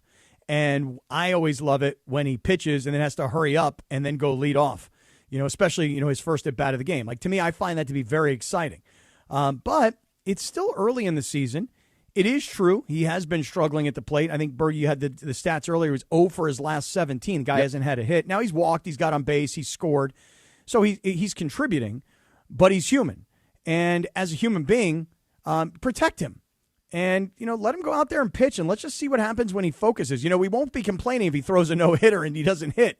Right. I mean, he still has like a 0.6 ERA or something like that. So he was just honored, wasn't he, with pitcher of the month? Yeah, pitcher of the month. Can you imagine he's the best hitter in the game and he's the pitcher of the month? Yeah. It's crazy. But the things that he's doing, though, but he's not able, he has said it, that he's not able to focus on getting himself out of the slump, which you normally would be able to do if he wasn't pitching. But for the most part, he's going to be fine. Like we talked about earlier, he's still hitting to the opposite field, which it means that he's waiting on pitches and not just swinging wildly at them. He's being patient at the plate, so he's walking. He's forcing guys to the pitchers to actually throw into the plate. There's a lot of good things still in there. Yes, indeed. 8:54. We get ready for the YouTube hour in just a moment, top of the hour. But first, Sedano, tell us about the other way to take care of Mom, our friends at Books. Oh, yeah. By the way, you're going to see a great commercial that we recorded yesterday. Cappy Berge was a part of it. Some of the sales folks, the marketing consultant folks were a part of it for Books. You'll see that on Instagram. And look, Mother's Day's coming up. As I told you, May 10th is right around the corner. And you got to think about Mom, right? Mom did everything for you, all right? She got you ready for school. She took you to practice. She did your projects for you. Well, I mean, helped. In theory, she really did them for you. But you know what I mean. She kind of helped, sort of. She really did them, though. You know what I mean. Anyway, Mother's Day's got to get it right, man. You got to get Mother's Day right because it matters, okay? Easiest way is Books, short for bouquets. Go to Books.com, BOUQS.com. Use the promo code ESPN because we got you 25% off with that promo code. Books aren't just any flowers either. They're cut fresh from the best farms. They're bigger, brighter, last way longer, okay? And you can send a vibrant, happy bouquet, or you can step it up, man. A monthly subscription to keep the happiness coming month after month for Mom. When she smiles, you know you got it right. And over 55,000 five-star reviews says a lot of people are smiling because of Books. Books is the way to go. It took me 2 minutes. I picked the bouquet online at Books.com. I set the delivery date. I used the promo code ESPN, 25% off, and I'm done. And with that 25% off, you can grab some for your wife, your aunt, your grandma, too. Mother's Day is May 10th. Don't wait. Go to Books.com. That's BOUQS.com. Use the promo code ESPN for 25% off. That's BOUQS.com. Promo code ESPN. Books. Promo code ESPN. Hey guys, the regular season is wrapped and the NBA playoffs are finally here, and there's no better way to cash in on the high-flying hoops action than Prize Picks, a preferred partner of the NBA. Every bucket, every dime, and every win means more when you're playing on Prize Picks. So don't pass up your next shot with Prize Picks and get $50 instantly in lineups when you play your first $5. And right now, it's the Do It Live 2026 NBA Finals Sweepstakes. Pick live squares during NBA playoff games, and you can win a trip for two to the NBA Finals. To enter, you just make a $5 lineup with at least one live NBA player pick during any part of the 2026 NBA playoffs. Live player picks are picks made after a game is already in progress. So do this. Download the Prize Picks app today and use the code CAPPY, K-A-P-P-Y, to get $50 in lineups after you play your first $5 lineup. That's code CAPPY, K-A-P-P-Y, to get $50 in lineups after you play your first $5 lineup. Prize Picks, a preferred partner of the NBA. Hey guys, it's Sedano. Next time you're at my home away from home, LAX, look up. You'll see the future of travel in action. It's the all-electric Skylink train. It's now testing, and trust me, this is a game changer. What does it take to build a champion? It takes round-the-clock preparation. And soon, Skylink will connect you to the airport terminals, the new rental car center, and LA Metro. From practice to prime time, the LAX Skylink. Fast, free, and built for LA. In testing now to help you skip the traffic later.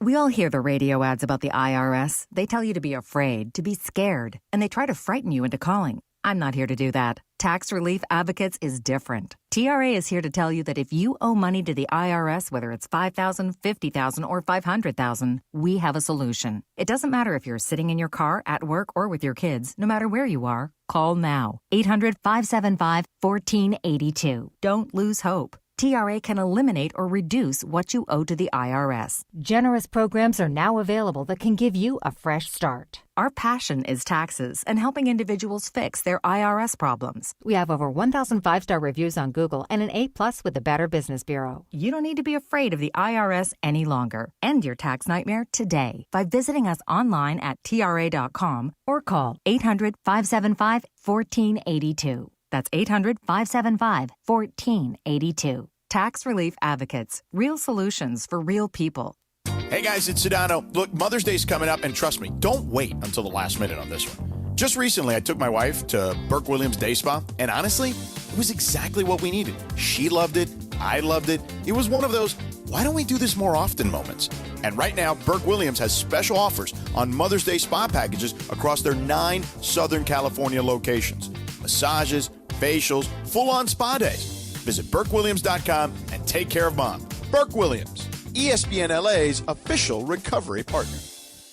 Evan Cohen here. PayPal is now the official peer-to-peer payment sponsor of the NFL. which means all the money moments that fandom creates, whether splitting tailgate costs or chipping in on tickets and game day food between friends, are covered. Wherever the game is played or watched, PayPal moves with fans. You can send money through text, email, or directly to your friends with eligible accounts on Venmo. Just download the PayPal app and share all the moments that matter. Account with PayPal is required. Not available in all regions where PayPal operates. Hey, it's Rich Eisen for Pella Windows and Doors. Sometimes teams take a timeout to regroup and call the right play. When it comes to your home, Pella Windows and Doors always has the winning game plan. They're not just window and door experts. They're experts at taking care of you and your home. At Pella, they find the products that meet your needs and their experts install them. They do it every day, and that's why your neighbors trust them. Discover why Pella is a trusted choice for homeowners everywhere. Visit Pella.com/Eisen today. That's Pella.com/Eisen. Hi, this is Sean McVay of your LA Rams. The Rams play here.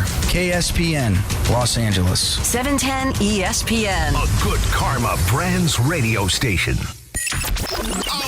Previously on the Sedano and Cap Morning Show. God, I missed you guys. Well, and you forgot the Lakers one. Oh, well, that made my life so much easier this weekend. Yeah. Let me tell you something. Them winning on Friday made your life, because you had to watch a game on yesterday. Oh, forget it. Yeah, you would have been up the creek with your significant other. Oh, listen, I was a year ago when my girlfriend booked a hotel room for this Beach Life Festival in Redondo this weekend, which was awesome. Yeah. I hadn't even looked at the calendar. You know, you say know the calendar, bro? Yeah, bro. I didn't look at the calendar and go, well, you know, the Lakers could be in the middle of a playoff series. Right. The Sedano and Cap Morning Show is on the air. LeBron James, how many more opportunities will he have at an NBA title? How many more opportunities will he have to play with his son? How many more chances will he have to wear a Laker uniform? And how many more chances will he have to be the leader? You know what? I know it's not likely. I know that all the numbers tell me I'm out of my freaking mind. I'm putting my money on the heart of LeBron. And what does that mean? It means I'm taking the Lakers to win. And how many? The series? Correct. Lakers and Well, what? you got nothing to lose. Right. I mean, if they win, I'm a genius. Yeah. And if they lose, everybody's like, who cares? They were going to lose anyway. Said it. Right. Lakers in what? Guy. Lakers in what? Lakers in 7. Wow. The biggest show in ESPN LA history.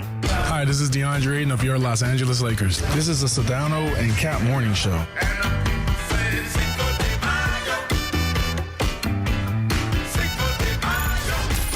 A little sabor. Yeah, I don't think people like being called hacks. You're the güero on the radio. Giant Mexican, horn section. And Did you have me on your show to berate me? Is that what you're doing now? give me a freaking break. I'm reacting to Art Bell. Yeah. Midnight in the desert. I'm Art Bell. Scott Kaplan, eat a fat one, bro. The Sedano and Cap Morning Show on 710 ESPN. The all-new ESPN LA app and on YouTube at ESPN Los Angeles. We're bigger than U.S. Steel. Wow, that's crazy. Well, you want Big boy. right now. Monstrous. But I don't want to eat that. We did it, Dad. We did it. You were riding high on the Stinger last time. Oh, big time. So, Right, that's right. Of course we were. So my girls, stay tuned. The young kids will say lit. Now the switch on Elders. Lottery final, the two best players on the court. Started up in the air before Webby could get there and nails it. Boom. Yeah. Here we go, 9:03. Good morning. The Sedano and Cap Morning Show on Cinco de Mayo, this 5th of May, 2026.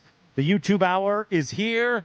And if you're on the app, if you had to switch tiles, because station owner Sam Pines is sabotaging this show, that gutless bum. Wow. By the way, he's flying in, and he's got to go to Cedars to have his throat looked at. He's got like a bacteria in his throat or something.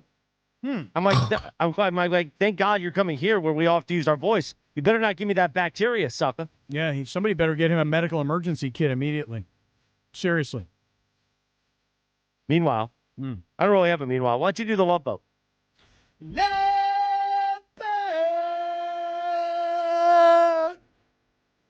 Anybody like my robe that I'm rocking now? Oh, let me look. Yeah, oh, yeah. When Evan left. You should go shirtless underneath, though. George got so many compliments on his robe. This is my brand new one. Just got this one. It's a Cozy Earth, Chris. Is it a Cozy Earth robe? Oh, yeah. Uh-huh. And it is amazeballs. That's right. Meatballs. You got that right, partner. Use my code Kaplan, get 20% off. How about that? Yeah, working that in, huh? Hell yeah, why not? Yeah, why not? Hey, the pants are. When I don't wear these pants, when I'm in dungarees. Yeah, dungarees. It feels different. I like that you use dungarees. I mean, we usually call them jeans, but dungarees is a great word. Yeah. So Cozy Earth is the best. I'm wearing them right now. And did we find out, Sedano, what happened in the 110 tunnel this morning? Why was there an explosion? There was some sort of explosion or fire. I don't know the specifics, no. But the 110 was a mess in the South Bay. Wasn't it like some kind of a fire in like a walking tunnel underneath the freeway? Yeah, but both sides of the road were closed down. And according to the reports, could be closed down through tomorrow. Now, I don't know if that's 100% accurate, but there were some reports saying that this could go on for some time. Yeah. Wild. Isn't Eminem's front? Isn't Eminem's front? It's a put on.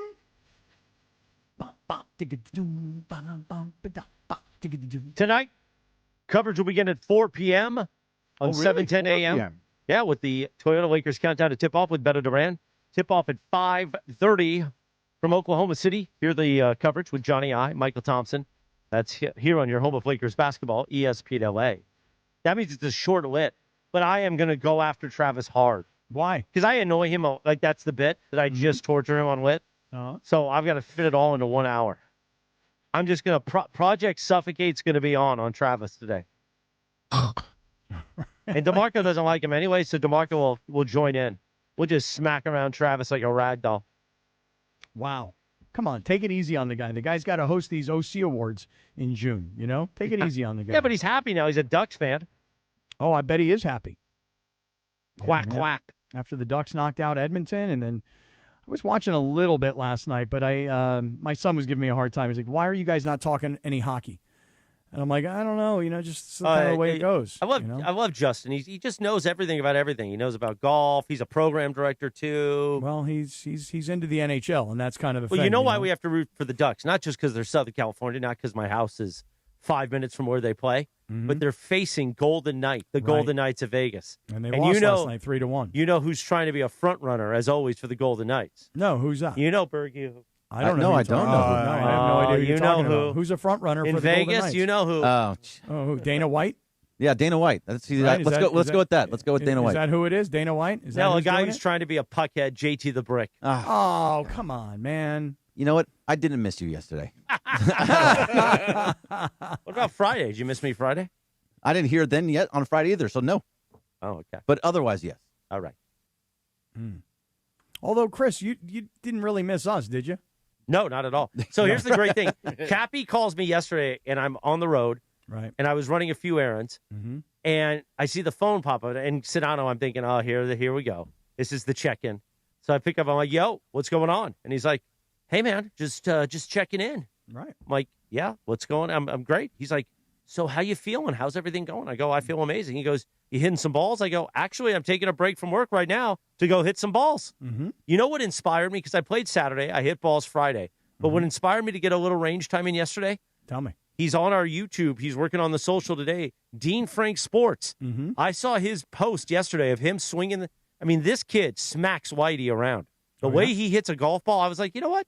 I used to hit a golf ball like that. I'm going to go out there and hit some balls. So I did that yesterday between, because, I'm trying to focus a lot on imaging. We want to freshen things up for next week. So, yeah, it was a great day. So, yes, I missed doing the show, but it was nice to take a little bit of break from, your nonsense, Sedano screaming at me about everything. It was nice. Yeah, because when I did, if I'm being honest about the conversation, I said, how are you feeling? Because you had said last week, you're like, I'm kind of feeling a little bit of pressure in the chest area. Not pressure. It was what would you call it? It was a knot. And remember, I used to have knots like crazy, but I haven't had knots ever since I've, everything has kind of turned around health-wise. Right. And it just was a sign that, this place is stressing me out, which is okay. And then I had a great conversation with Sedano on Friday. We talked for an hour. Not 5 minutes like you gave me yesterday. No, you gave me. No, it was 6 minutes. Sedano walks in with me. Yeah. No, but you got rid of me yesterday. I had more time for it. Because I had to drop off my boots at the boot lady. Yeah, you were telling me you were going to the boot lady. What's going? So anyway, I just was checking on you because I was worried about you. I was worried about your physical well-being. And then you pretty much got rid of me because what you said to me was, I go, you doing all right? You go, yeah, the fact that I'm not on the show for 2 days makes me feel a lot better. And I was like, okay, how do I take that? Do I take that as you just need a little bit of a break, or do I take that as you don't love us? No, I love you. I love Sedano. Oh, okay. Well, I guess that's how and I I took love it. Bergie. That's well established. But I guess for me, I'm sort of the pain in the tuchus, I guess. And no, it's fine. Listen, we all need breaks from things. It's like having the gumar, No, I don't know what that means. Just like that side thing. Now, I don't have a gumar, but the gumar is just some quiet time. That's my gumar. There's some quiet time. Did you see The Athletic did a story, speaking of quiet time? Esquivoso. That this, I guess Kobe used to have a routine that he would spend 20 minutes in the morning in silence. Mm-hmm. No, nothing. Just him, his thoughts, silence. Is this straight out of like waking up, or is this like a yeah, dedicated right. time? The first thing he'd do is 20 minutes of silence. Okay.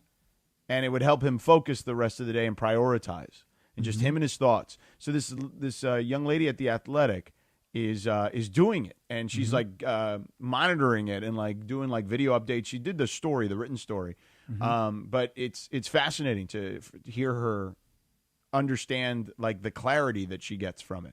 So there you go. You just need sometimes you need the quiet. I would like to do that. I find that unfortunately, what happens with me is I wake up in the morning, and my phone is already illuminating, and it's pretty much because like you don't put it on Do Not Disturb. Yeah, and I also have it face up rather than face down. If I just would put it face down, then the illumination wouldn't really matter very much. But I have, like, whether it's a listener who texts me at 4 o'clock in the morning, which is just ongoing, just will not stop. And then, and by the way, this same guy yesterday said this to me, Chris. He left me a voicemail DM on Instagram. He said, hey, I'm thinking I might want to get a job at that car dealership that you're promoting.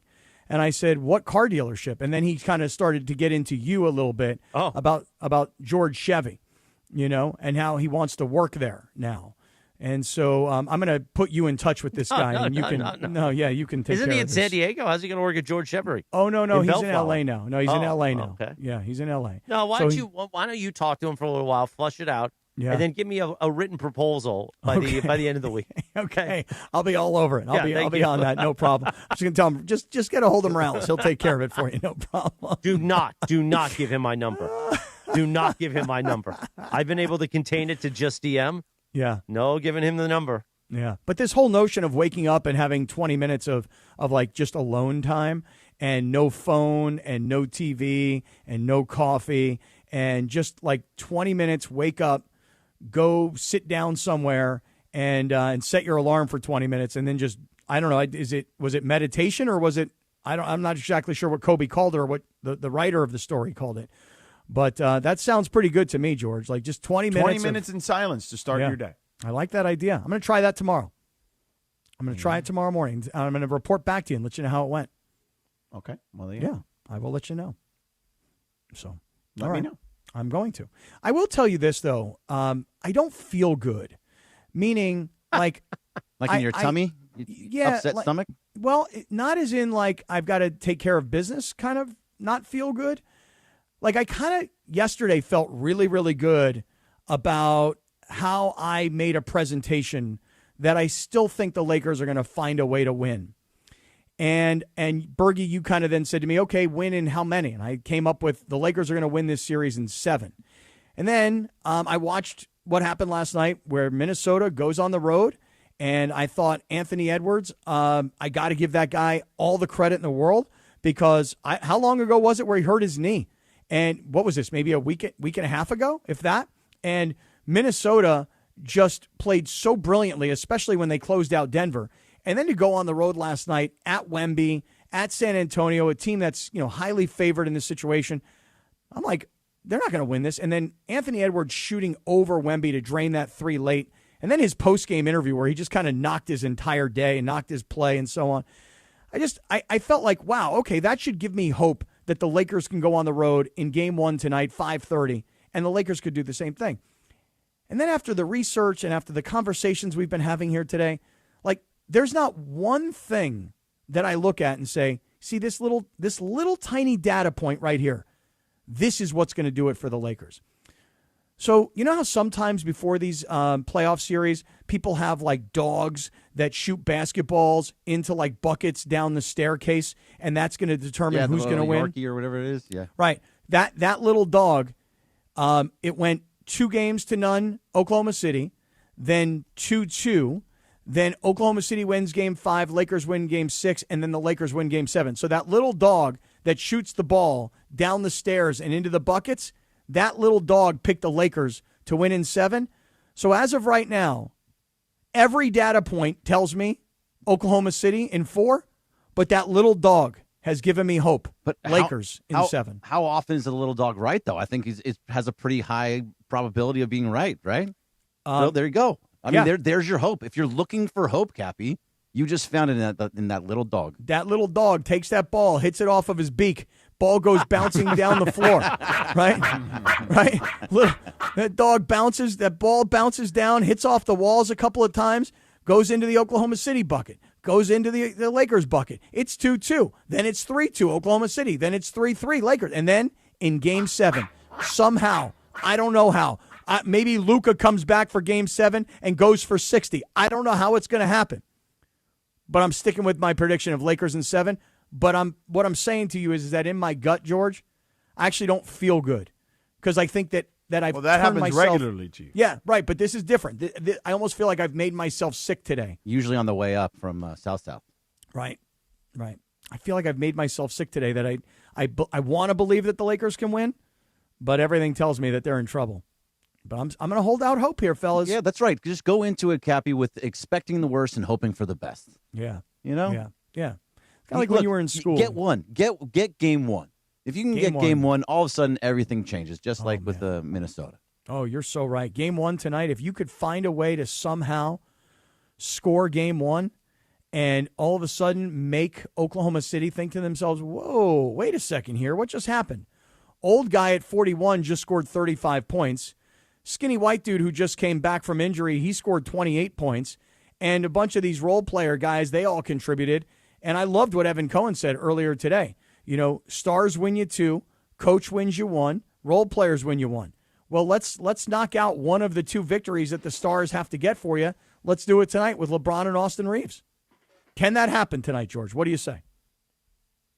Yeah, sure. I mean, I guess.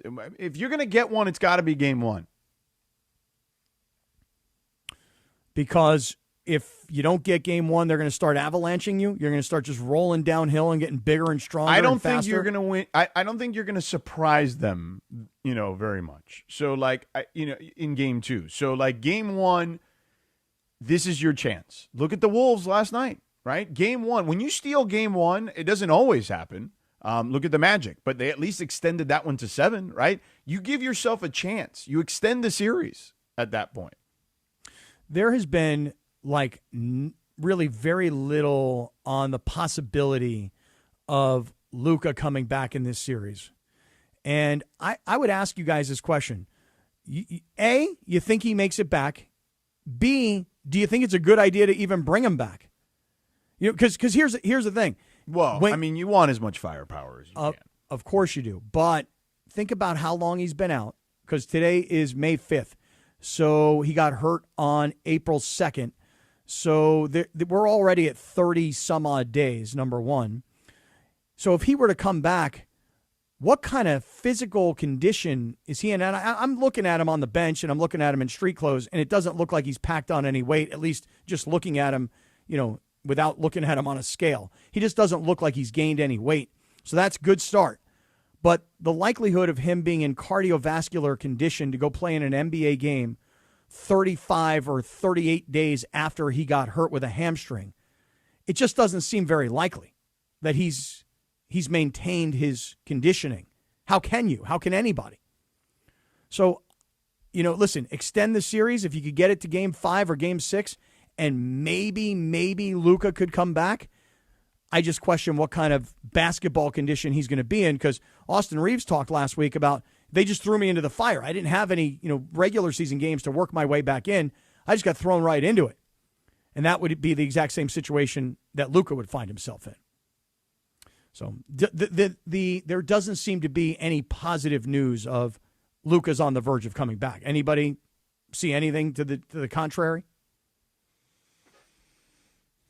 It doesn't seem likely. Again, Shams told us yesterday on NBA Today, week to week. Yeah. Wendy said on First Take, I think it was this morning, that Luka is, quote unquote, not close to returning. So just doesn't seem like this is going to happen. I thought I saw something that said that if the best possible situation is Game 5, and that would be the best possible. Well, I'm just trying to look at the dates here on what Game 5 would be. Today is, let's see here. Today is the 5th, as I just mentioned. And so Game 5 would be May 13th. Yeah, Wednesday. May 13th. So that would be probably 40-ish days. Does that sound about right? About 40 days since Luka's hamstring? May 13th. So are 40 days enough? Go to Europe, get this treatment that you can't get in the Clearly U.S.? the treatment in Europe didn't work that well. That's right. You're right. Because if it worked that well, I mean, if it was some sort of panacea, my man would have already been back in uniform. Anybody want to give me credit for a word like that? That came from out of nowhere. That's a good word. Panacea? Yeah. It was good. It's a pretty good word. Pretty good word. Give a lot of credit to Sedano when he breaks out his SAT vocabulary. I got a call for my own shout-out. You know? By the way, are any of you guys still here, or am I just by myself? No, I'm listening. We're going to let you listen.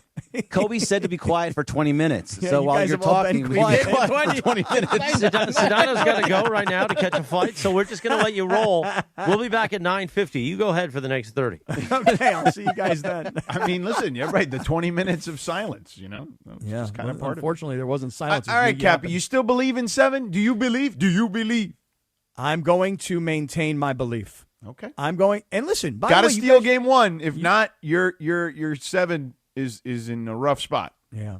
You guys should give me credit, though. I have come around to the LeBron is back kind of mentality, versus the this is Luka's team and LeBron, sit down over here. I mean, LeBron is back, and this is it. This is your shot, because who knows if you're going to get here again. And who knows if you're going to get here again wearing a Laker uniform. Right.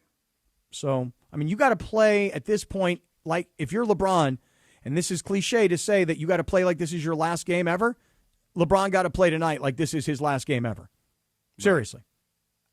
And he got to leave it all out there on the floor, and he got to sell out and give every ounce of energy he's got. And everybody else on this team has to stop looking at him like, okay, you do it, sir. Like, no, everybody got to make a contribution, because Oklahoma City is just too young, too deep, too experienced, too good on both ends of the floor that he ain't doing this by himself. LeBron in his prime ain't doing this by himself. Right. So take that. Take that. Yeah. And rewind it back. Yes, that too. Right. So what are you doing? You're heading out of here today now because of I the gotta 110 go. traffic? I gotta run to the TV building, and then I gotta go straight to the airport and catch a 2:30 flight. Wait, you're doing NBA today? Today. You're doing NBA today again. Today. And then you got to leave to NBA today, right, and then you got to go to the airport. I don't know how that. It's going to take me an hour to get there. Come on. Should have just come in this morning. Well, I didn't realize that there was going to be a fire at the That's on why the 110. I sent it early. I sent it early for that right, reason. but I was asleep. What time did you send it? I sent it like 5:30. Like 4 a.m. I was trying to help you. I appreciate that, but that wasn't going to help when I was already asleep. I didn't see it until I woke up at 5:55 this morning. Yeah. All right, let me take a quick look here. Morales sent this text at 5:41 a.m. Yeah. That's true. I mean, I guess in theory, had you gotten the text and you Yeah, thought well, about I it- didn't see it turn for another 15 minutes. All right, so then you get the Those text. 15 minutes are huge. Right, 5:56 a.m. you get the text. And then at that point, you got an hour 4 before we get on the air, and that was Right, not there's enough. no chance that's happening. Mm-hmm. Just the reality. Now, if you'd have sent it at 2 a.m. when I woke up to pee, that'd be different. I don't think it hadn't hit the news cycle. I saw it when I saw it. Yeah. How come you were not up at 2 o'clock in the morning, Morales, to send Sedano I was a up at text? 2:45. I just said that. You Yeah, just but that's missed not me when enough. I got up to go to the bathroom. I woke up because Otis the Bunny jumped on my face. That's my usual time, Cappy, between 1 and 2, unfortunately. That's my bathroom time. I'm staying at 70s because she's at Pachanga the next few days. So I'm house sitting Otis. All right, well, I got to go. I seriously, I'm going to run out of time here All if right. I don't do this properly. All right, take the rest of the day off. All right. He ain't taking any day off. He ain't taking the rest of See you his day tomorrow. off. Well, Thursday I'm off. Yeah, I'm off Thursday too, Cap. Sorry to tell Me you. too. Me too. I'm off Thursday too. Let's just do a best of on Thursday. Yeah, huh? How about that? Right. Leading into the Lakers game too. Right. We'll just do a best of that day. We're all off. Yeah, I'm off on Thursday. All right. Bye. We can have Mason fill in, see if he watches the game this time. What are you busting his balls for, now. this guy? Why are you it's busting fun. his balls? Yeah. Seriously. Busting Leave his the guy freaking alone. I mean, come on, his cool yans. What are you Seriously. busting his cool yans for, huh? Beating up on this guy's onions. He likes that. He does he? I think so. Tell us more about the corn dog, Cap. Yeah. Oh, my God. Oh, my goodness. I'll tell you more about this robe I'm rocking. I'll tell you that right now. It's pretty damn good. It's pretty good. I got a bunch of stuff in the Lindsay segment from her if you want to do that. We can Let's take a timeout. extended version. We'll take a 2-minute timeout, and then we'll get back to the Lindsay segment. Bergie filling in for Lindsay. She ever coming back? Or? No, she's not coming back. I think that's she has moved to Chicago, I think, is what has happened. That is up for debate. Right? Not even Cleveland. She moved to Cleveland, and she's making her way back west. She decided to stop in Chicago. She's there for good now, I She think. got caught in a freeway fire there. Oh, come on, man. Oh, my God. Come on. Man. All right, This we'll be freaking back guy. in 2 minutes with the Gregory Arthur Bergman segment, the second of the day. Although this one's not the organ. This is just him filling in for Lindsay. That's next on the Sedano and Cap Morning Show. Purple and gold playoff energy. The Lakers knocked out the Rockets. Game over. Series over. And now the road to the finals runs through Oklahoma City. And the Lakers advance to round 2 to take on the Oklahoma City Thunder. Lakers Thunder, Game 1 in the Western Conference semifinals. Pre-game coverage starts today at 4 p.m. The Lakers postseason push happens right here on 710 ESPN and the ESPN LA app. It's DeMarco Farr and Travis Rogers for your afternoon drive. I think you would be Mike Ditka and give up I don't know how to feel about that. Remember when they gave up the entire draft for Ricky Williams? There's your promo. Yeah, I do. He gave up the entire draft for Ricky Williams. I think you'd be that guy. Yeah, I don't. You think I'd be that version of Mike Ditka, not the 85 Bears Mike Ditka? You get the mustache and then the cigar. There you go. Steakhouse owner Mike Ditka. There you go. Right. Marco and Travis have taken over Afternoon Drive. Weekdays starting at 3 p.m. on 710 ESPN. One match, 90 minutes to decide it all. And LAFC with an impressive 2-1 victory at home over Toluca. The black and gold head to Mexico with a 2-1 edge over Mexican powerhouse Toluca. A place in the CONCACAF Champions Cup final is on the line. And honestly, we want to host the final, so we got to go get a good result there. Will LAFC finish the job in hostile territory? Leg 2 of the semifinal, LAFC versus Toluca. Coverage begins tomorrow at 6 p.m. on 710 ESPN and the ESPN LA app. Mason and Ireland, the OGs of LA sports talk. Plea to you people that don't like LeBron, and I know you're out there. Put your hate aside for a couple of weeks because you are missing out on this guy taking our team on a ride that is so fun. What LeBron is basically saying is, I'm going to put the team on my back, and I'm going to carry them over the hill. Mason and Ireland, weekdays at noon on 710 ESPN, the ESPN LA app, and on YouTube. This is the Sedano and Cap Morning Show. All right, 9:28 on the Sedano and Cap Morning Show. The YouTube hour. Time for the Lindsay segment. Gregory Arthur Bergman sitting in. We like to play a TV theme. This is the Boy Meets World theme song because today she turns 45 years old. She played Topanga on Boy Meets World. I think we all had a crush on her. Absolutely. Danielle Fishel. She went to my high school, Calabasas High School, for a couple of years. Oh, really? Yeah. You guys should be just a hair older than you, though, right? Yeah, it's 45. I thought she was just a year older than me, though. A year or two. Did you know her in high school? I didn't know her, but I saw her walking around, yeah. Mm-hmm. Did you guys know that she was going to become a famous actress at the time? I mean, I think she already was. Yeah, she was on the show already. Yeah. Oh, so this was Boy Meet World already was happening. Yeah, we were kids when Boy Meets World was on. Yeah.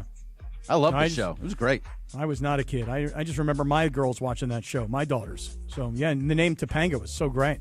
Yeah, there's some weird thing with Ben Savage, too, where he doesn't talk to any of them anymore. Oh, really? Yeah, they all do a podcast together to talk about old episodes and things, and he refuses to speak to any of them. Really? I don't know what the reasoning was, but yeah, no good. Wow. Do you guys think that when we all end our run together that we'll all hate each other like that? Well, we're not going to end all together, but So No, I think we're going to love each other forever. I think you're right. I think so too, Cappy. Yeah. All right, so I was going to do another Mason joke, but I'll let it go. Yeah, we'll leave them. Yeah, go ahead. Time for the Bergie segment. Take it away, Gregory Arthur Bergman. Thanks, Christopher. A humanoid robot named Bebop bought its own seat on a Southwest Airlines flight from Oakland to San Diego and caused a 73-minute delay. The 70-pound robot, which can dance and serve drinks, was traveling for work with its company Elite Event Robotics. Mm-hmm. Airline staff were stumped on the seating rules and then discovered Bebop's lithium battery was too large for FAA regulations and confiscated it. Bebop was moved to a window seat, the battery was yanked, and the plane finally took off very, very late. What's the most chaotic thing you've ever seen happen on a plane? Ooh. Wow. So Bebop's lithium battery was too big. Right. And did he fight the flight attendants at all? Like, did he have an attitude about it? Hey, you can't take my lithium battery. If you take my lithium battery, I'm not going to be a good conversationalist sitting next to the window for the hour flight. I just have what Lindsay wrote. Okay. So, she doesn't have a link to the story here either, so I can't look further into it. I can try to find out a little bit more. But I'm assuming it was a robot, and they just let him do it. Yeah. I was on a flight one time, and we were, kind of taxiing and whatever, and everything seemed to be going normally. And then all of a sudden, there was a smell in the plane. Oh, and no. I mean, it just stunk to high heaven, right? And everybody in the whole plane is like, what is that? And I felt, because this is just the way I am, like I'm paranoid. No. Like I felt like everybody was looking at me, like I had done something, which I didn't feel Would like they I be had wrong done. to look at you, though, Cappy? Well, I mean, listen, there are times when I'm in a plane and, I'm kind of, sort of letting things go because I figure nobody can hear it. And they don't know it's you. They don't know it's me. And then when people are around me like, oh, hell nah. Oh, hell to the nah. Who is that? And then when people start doing that, then I start doing it too. I'm like, oh, my God, who would do such a thing? But there was this, so I'm on this flight, and all of a sudden there is this horrible smell. And everybody's looking around. And unfortunately, there was a little old lady, and she let it go. You know what I mean? She just didn't control it, and she just let it go. And you can tell when it's an older person one, too. Yeah. Like there's a stench to it. Yeah. It's got a very different smell. Come on. I think we've gone too far now. Well, the point is that they took the plane back to the gate because the woman had clearly had a huge accident, And unfortunately, they took her off the plane, and people had to move from the seats because they had to clean it up. I think they actually replaced the seat cushion, and then they maybe got her off the plane. I don't know exactly what happened to the little old lady, but then eventually we got back to work, So this was you said a 70-minute delay because Bebop the robot had a lithium battery that was too big. I would say we were probably in a 45-minute delay because Grandma, wasn't wearing the Depends. That's rough. If Sedano was here, I'm sure he has insane stories from flying. Oh, yeah. Chris, do you have any crazy stories from flying? No, I pretty much. But here's the thing. I was talking about this Saturday on the course with coming up, we're going to Chicago, Stephanie and I. This will be the first flight I do in my adult life not hammered. Because I used to drink a lot for the anxiety of flying, and I would take a lot of different things. Like back in the day when they had those like melatonin, they might still have them, the gummies and stuff. I would load up, and I used to live on an airplane for several years of my career. So this will be interesting. My first flight since being a kid that I will not be intoxicated for. So you used to fly, though, and were you one of those people that hits the bar in the airport and pays a fortune for drinks and Not puts down only tree? Not only that, so you can go through TSA with the airplane. They're literally called the airplane bottles. You go buy them at Smart and Final, and as long as you take the Ziploc bag out of your carry-on, and I would put it right there, and TSA would just kind of roll their eyes. But there's nothing you could do because they're under the ounce limit. So if they didn't get me my cocktails, quick enough, I would down my own once I got on the plane. How many of those little bottles do you think it took for you to fly and chill? My anxiety was never actually on the plane. My anxiety was, am I going to get there in time? How long is it going to take to go through security? Most of the time I was in a suit. I got to get my boots off. I got to get through it. I had a lot of luggage. So it was about that. And then I would just want to calm down. And that would be, and I really wanted to sleep. So one of my biggest issues with flying is it's just a waste of time. So if I'm in the air 3 hours, or when I used to go to New York every week, 5 hours, 6 hours, it would just be like, what am I doing? I'm not able to work. Now, obviously now with technology, but remember, this is 20 years ago, 10 years ago. There wasn't as much technology-wise, so it would just be like, I can't believe I'm not able to work. And I would sometimes look forward to the quiet, but I was really just trying to put myself out so I could sleep. So anyway, I won't be doing that this time. Mm-hmm. How do you think you're going to do? Well, fine. We're in Sedano class, so it should be fine. Okay, but here's a piece of advice for you so you don't have any anxiety. Rock your Skechers when you go through TSA. Oh, well, yeah.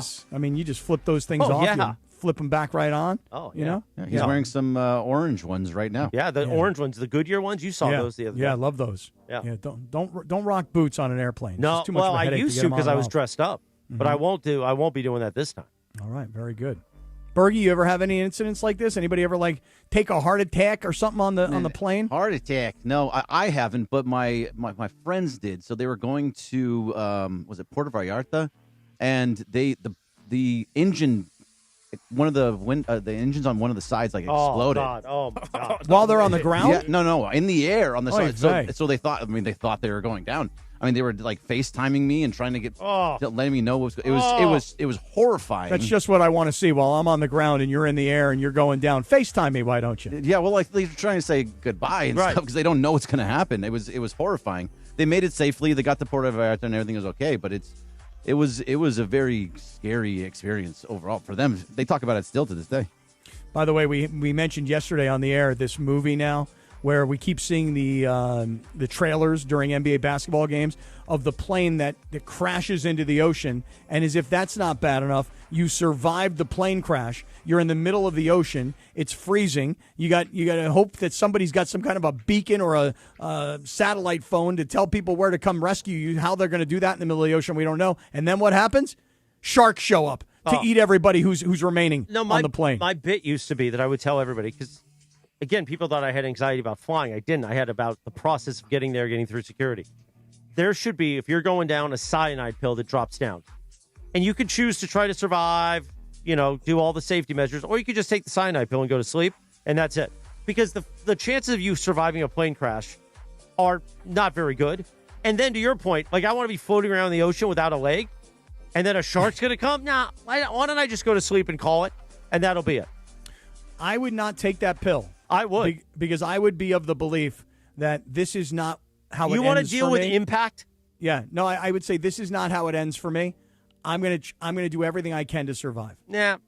Listen, I'll you record a give up quick at that video point. so it goes to the cloud when we land. Yeah. If my phone survives, so everybody can see my goodbye. I'll do a quick bam on the way out. Let me have that cyanide pill. I'm going to sleep. No, I'm gonna try and survive. What are you going to say? It is a final. Yeah, exactly. And everybody's going to see that. Oh, man. Chris's last words. It is a final. Yeah. Or somebody else saying it. All right, let's go. Can you imagine the celebration Mason and Ireland's listeners would do? Oh, the Reddit page would be all over it. Is that that Reddit page still around? Do they still do stuff I on have there? no idea, but I assume so. Probably. Why not? They would celebrate my death.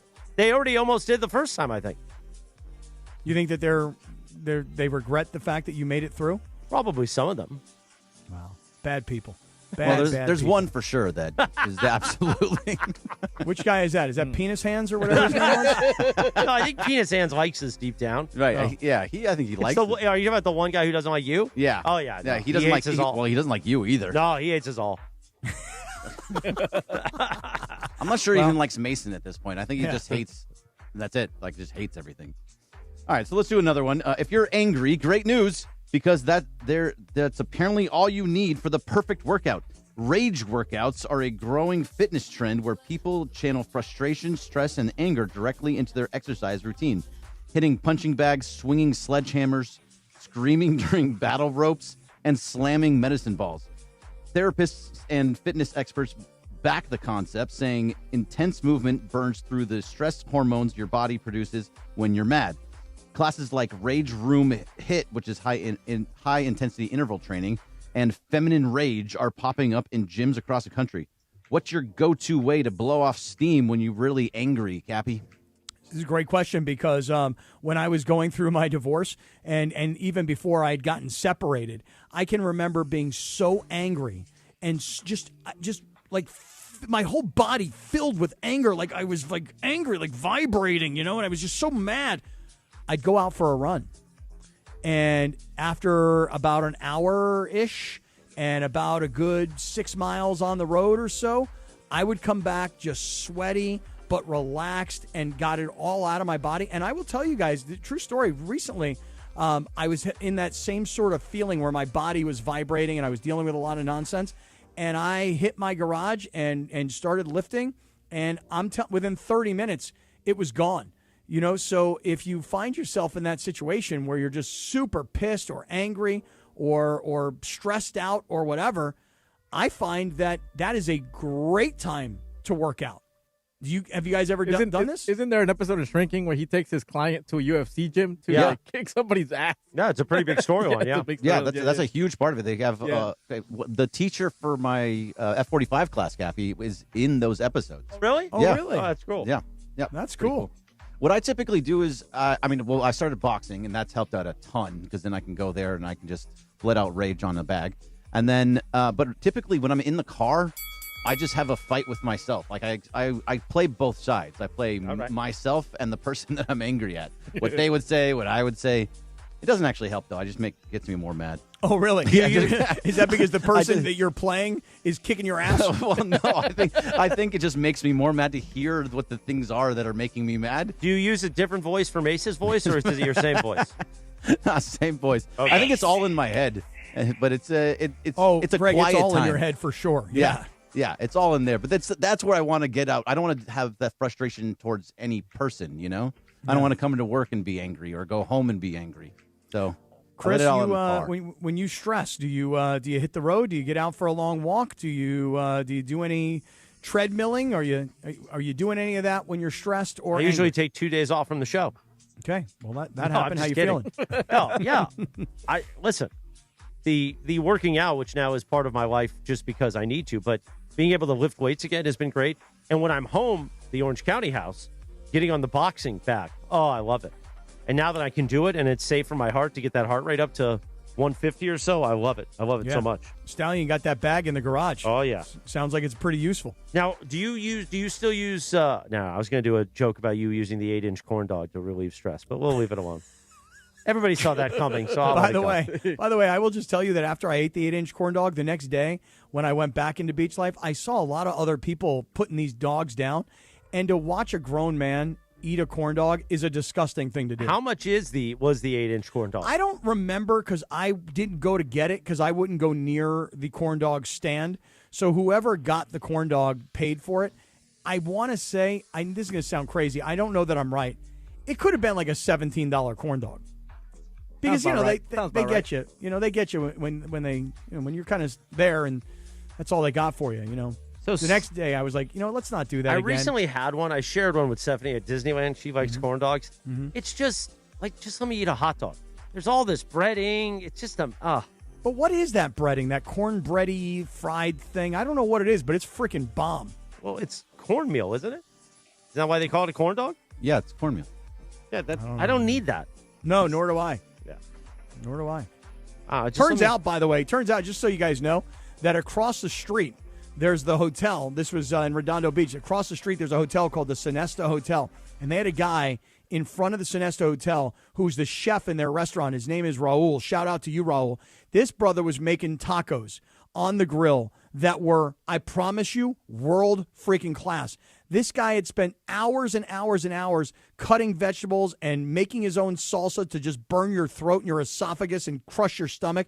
This guy was serious about it. So I spent the next 2 nights after the corn dog hanging out with my boy Raul, the chef, and he was putting down those tacos. Oh, man, amazing.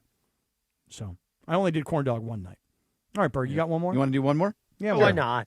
All right. The penny is gone, and the nickel may be next. The U.S. officially stopped minting pennies this year because it cost 3.7 cents to make a 1-cent coin. Now that cash transactions will round to the nearest nickel, economists are pointing out the nickel has the same problem. It costs 13 cents to make. Oh, my God. Eliminating both coins would leave the U.S. with just dimes and quarters. Your existing pennies are still legal tender, so don't throw them out. They might actually become collector's items. Did you even notice when pennies disappeared from your daily life? I mean, can I ask everybody a question? Like how much cash and using coins as cash, how much cash are you carrying around? I mean, I'll give you an example. Rarely any. Right. So I got a 10. Oh, wait. Is it a 10? Yeah, I got a 10. But hey, listen, Cappy and I know a place where you can get. Oh, yeah. You get a lot for $10. Oh. It only costs $2. You can do it 5 times. It's an inside joke. Yeah, I'm very much on the outside of that one, like but that I'm interested. Yeah, we like it. No, you're not. Knowing you're not interested. You don't want to know about this. Is it that? Believe me, you do not want to know. A little more tender. But can I just say, like, okay, man, so we really week, go off the rails when Sedano leaves. Right. He told us when he's on vacation, we can do all the Schwanz talk we want. I was in Beverly Hills last week to visit with a friend. And I pulled up to park right in front of Nate Nell's. You guys know where I'm talking about? The famous deli, right? So I thought it wasn't there anymore. No, it's there. Oh, I thought they closed. No. Okay. No, they're open and they're thriving. I mean, I walked in and I thought about getting a little bit of whitefish salad. I thought, I said that looks pretty good. The chicken salad looked amazing. The egg salad looked fantastic. But we were not there to dine that afternoon. So I go to I park in a public parking spot right on the street, and there is a meter, right? And I get out of the car to go look at how much it's going to cost for the meter and how long I can park. And there is still a slot in the meter for coins. But I looked at it and I was like, do I need coins right now? And then, of course, I looked up and there's a slot for a credit card. And they'll only take a Visa, by the way, no Amex. So I said, okay, well, I'm clearly going to use my credit card because I don't have any coins. So that's my thought here is they're getting rid of the penny. They're getting rid of the nickel, still got the dime and the quarter, probably still got a $50. But I don't ever use coins, and I don't carry coins. I mean, back in the old days, really old days, you put a coin into a payphone, you put a coin into a parking meter. But in today's day and age, even parking meters take credit cards, and I don't think I've seen a payphone. I don't know, when was the last time somebody saw, even if you went to a vending machine, you wanted to get a soda from a vending machine. That soda, you just tap your card. Nobody's putting 50 cents in a soda machine. Well, it also doesn't cost 50 cents anymore. It's like $2.50. At least. Yeah. I mean, remember old school newspaper machines? 25 cents for a daily newspaper, $1 for the Sunday paper. And you would lift it up and take all the papers for that one. Right. And then I'd walk back in and go, who needs a paper? Right. $2 for you. I got you. Right. So I don't know. Cappy was reading the old LA Express back in the day. Remember those? LA Express. Oh, I do remember that. Yeah, Cappy was reading those. No, to me, the LA Express was like an old football team. Probably what you spent $2 on. 5 times, pal. Give me that $10. Anybody here still got coins? Anybody carrying a pocket full of quarters? Nah, I don't. Cash, it just is kind of worthless at this point. All of it. I mean, people still use the cash, and I get that. But, I mean, this $10 has probably been in my pocket for a month. So I got a roll of quarters at the bank because I thought we were going to start going to Aldi a lot where you need the quarters for the cart, and we only went once. So I got a roll of quarters in my car.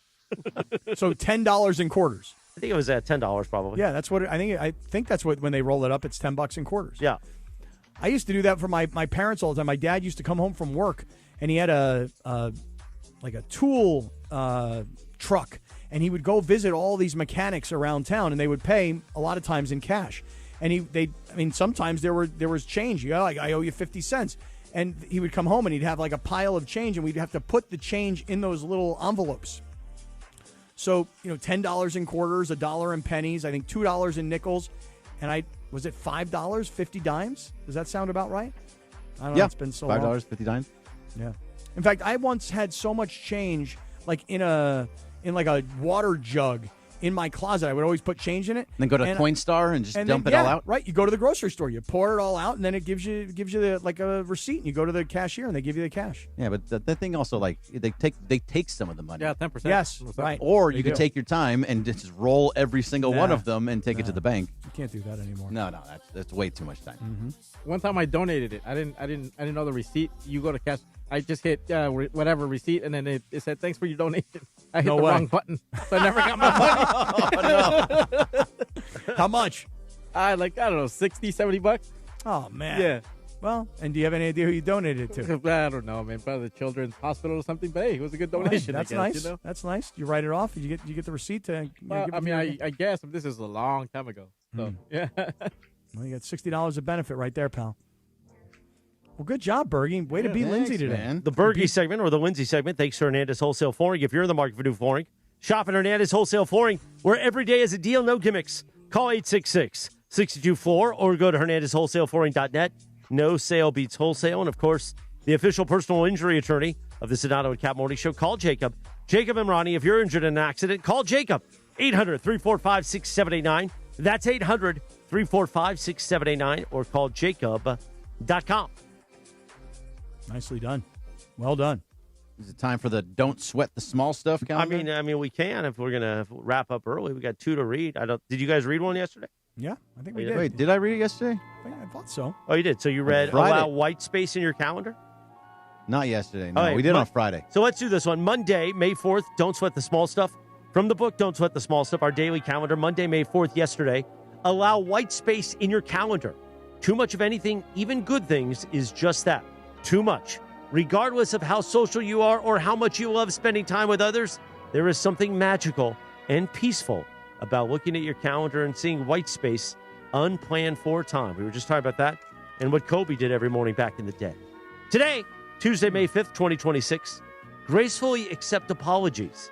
In most instances, an apology is an excellent opportunity to deepen our love and our partnership. It's an ideal time to make a genuine effort to listen deeply and respectfully. It's a time to experience empathy and gratitude for the fact that our partner is willing to apologize, which is something not everyone is able to do. Further, when we accept an apology, it makes it far more likely that our partner will do the same for us when it's our turn to apologize. Okay. For instance, your partner always apologizes to you, Cappy. Hey, Really? I'm sorry it hurt so much. I didn't. I wasn't expecting. I didn't know it was on level 3. I thought it was just on level 1. Yes, the Theragun is a good tool, but it can hurt. That is true. That is true. It hurt. Time for the dealer's choice real deal. Thanks to Seller's Advantage. Want to sell your house before you call an agent? Call Seller's Advantage. They'll buy it as is with a competitive cash offer. No repairs needed. They make selling easy. Call 888-390-AS-IS for a no-obligation offer or visit sellersadvantage.com. Providence Realty, DRE 01915212. Ongoing problem. This is what I want to talk about today. So yesterday I was driving from downtown LA to South LA, and then tomorrow morning I will do the exact same thing. I will drive from South LA to downtown LA. And obviously in today's world, over the last, call it 6 weeks or so, I don't know about the rest of you guys, but I'm totally telling you that I'm trying to drive less because the gas prices have gone completely crazy. Now, I've talked about this from the very beginning. Pre what's going on in the world, I want to say that I was at Costco, and gas at Costco may have been like $4.20. And when you think to yourself, hey, $4.20, that's pretty good for gas, you know that you are jaded. Because the rest of the country, if California is paying $4.20 for gas at the Costco at San Juan Capistrano, that means the rest of the country is paying like $2.20 for gas. But we are so jaded in California that when we think $4.20 is good for gas, that's our mentality. I went to Costco yesterday. The cheapest gas I could find. Take a guess. How much? $6.29. Good guess. Good guess. Bergie? You going $7.40. $7.40 for Costco gas? Wow. I mean, he's not getting diesel. No. All right, so probably a little bit less. Let's go $6.02. Okay. Jorge? $6.59. I'm just going to tell you guys right now, you're all over, but that's again where our head's at. Dude, Costco yesterday. The cheapest gas I could find at Costco. Keep in mind, 6 weeks earlier, $4.20. $6. $6. Now, people are driving around right now going, yeah, that sounds like a lot, but my local gas station is $6.50. I saw over by Union Station, $7+. Well, that's the one on Cesar Chavez. That Yes, one is that one used to be like $7 when gas was $2. I saw a guy sent me a picture there the other day, and I actually did not believe him that it was real. And I want to say that gas was $9. Now, Probably. again, I can't confirm. But that. again, that specific gas station that the media uses all the time. Yep. It's always because you're a union station, so they hope that people need gas because they parked their cars there for a week and they stop there. I cannot believe what's going on. And listen, it's not like gas is negotiable. It's not like you're going to say, well, I just won't go here or I won't go there. You got places to go and you need gas. So I don't know about the rest of you guys, but all of a sudden filling up your gas tank for $100, what used to be $65, that's a big difference. So listen, just be careful out there or find ways to make cuts. Cut out eating out. That's one thing I'm doing is I'm like, you know what? I can't be eating out as much because gas is too damn expensive. $6 at Costco, the cheapest gas I could find yesterday. And that's that. All right. So you milked another one of these for the price of gas. It's a big deal. No, I know it's a big deal. I just am amazed that you I'll keep coming back. You care so little for this show that you can't prep a dealer's choice that doesn't involve the price of gas. Well, on the other hand, think about it the opposite way, which is I did prep this for the show, and I am doing a tremendous community service. You don't think people know the price of gas? Yeah, but I think everybody is talking about the same thing. Like, it's just become offensive. It really has. It's ridiculous. So. All right. Cut that up, please. It's ridiculous. It is. I do like the robe, Cappy. You like the robe? Yeah, Sharp, it looks really soft. So comfortable. Oh, my God, this thing is just amazing. I just got it. My daughter stole my other really nice robe. It was like a blue, like velvety terry cloth sort of a thing. What is that, velvet? She just took it from me. And now I just got this brand new Cozy Earth robe. Bomb. Just bomb. Are you going to wear that the rest of the day now, or are you just going to keep it on just for now? It is comfy. It is really comfy. And I do like, what Evan was talking about earlier, which is just, showing up in robes in the 710 suite, ESPN LA suite for a Laker game, just showing up in a robe. Pretty good. Are you going to go to Saturday's Game 3 or going to wait till Game 4 on Monday? Well, don't you know his new hook is like, I don't go in. I just watch the games. Yeah, I watch it on TV. But that's good for him. I'm happy that he's doing that. Yeah, I can't be standing in the suite eating tacos and meatballs and talking to everybody and really, really understand what happened. But if they had corn dogs, you'll be all up. Corn dogs, I'll be there, Jack. You know that is absolutely true. So no, I'm a TV viewer in games of this magnitude. Can't see it. Can't really focus on it. Want to hear the broadcast. Listen, I know today has been kind of a little bit of a downer in that I walked into today's show thinking to myself, I'm loving my pick of Lakers in 7. Loving that pick. But I will just tell you, all this information and everything says that the Lakers are in a massive, massive mismatch. Think about this. The Thunder, okay? This is in round 1 of the playoffs. This is against Phoenix. The Thunder played 10 players that averaged 13 minutes per game. 10 guys averaged 13 minutes a game. How many players you think, Bergie, the Lakers played on average in the first round of the postseason? So it probably would have been 7, 8 at the top. Okay. And if you're counting Bronny like that, so it's going to be probably 8 off the bench because if Vando, Bronny, Laravia, they're probably about 8. 8. And even if the Lakers did have 10 guys that played in the game, they're averaging 6. Right. So don't you see what I'm saying? Is that you have so many more guys and they play so many more minutes because Oklahoma City is so much deeper, not than the Lakers, than practically everybody in the NBA. Their defense is like historically great. They create more turnovers than anybody. They score more fast break points off turnovers than everybody. So like all of these data points tell you that if you didn't care, if you had no emotion whatsoever, no emotional investment in the Lakers, and you were just purely looking at this and you didn't care who won, you would pick Oklahoma City to win 4-0, and you would do it all day long. Yeah. But if you got an emotional investment like we do, you pick the Lakers in 7. Yeah, and only non-Laker fans are going to be honest with themselves. Me and you, Cappy, are Lakers in 7. Lakers winning in 7. game 1. Let's go. Let's win tonight. Let's do it. Let's we'll get it done. Find out. Enjoy the game tonight, Lakers Thunder. We'll be back here tomorrow at 7 a.m. for a windy Wednesday. Brian Whithorse will be here. Plus, we'll have some fun at Frivolity. And we'll talk more about Cappy's corn dog. And, of course, tomorrow another chance. Sedano's going to take care of your mom. Oh, That's he was tomorrow so morning. uncomfortable. God, that was fun. I like how he always gets mad when we do things like in real time. Like this idea, guys. Well, yeah, like he didn't know it was coming? Yeah. There's been promos. We talked about it. Man. How about earlier today when he said to you, he goes, hey, are you going to do the Valvoline read? We had done it like 2 minutes earlier. Hey, how about Shohei not pitching today? Well, I talked about that, but I'll do it again. Yin's ready? Exactly right. We'll see you tomorrow at 7 a.m.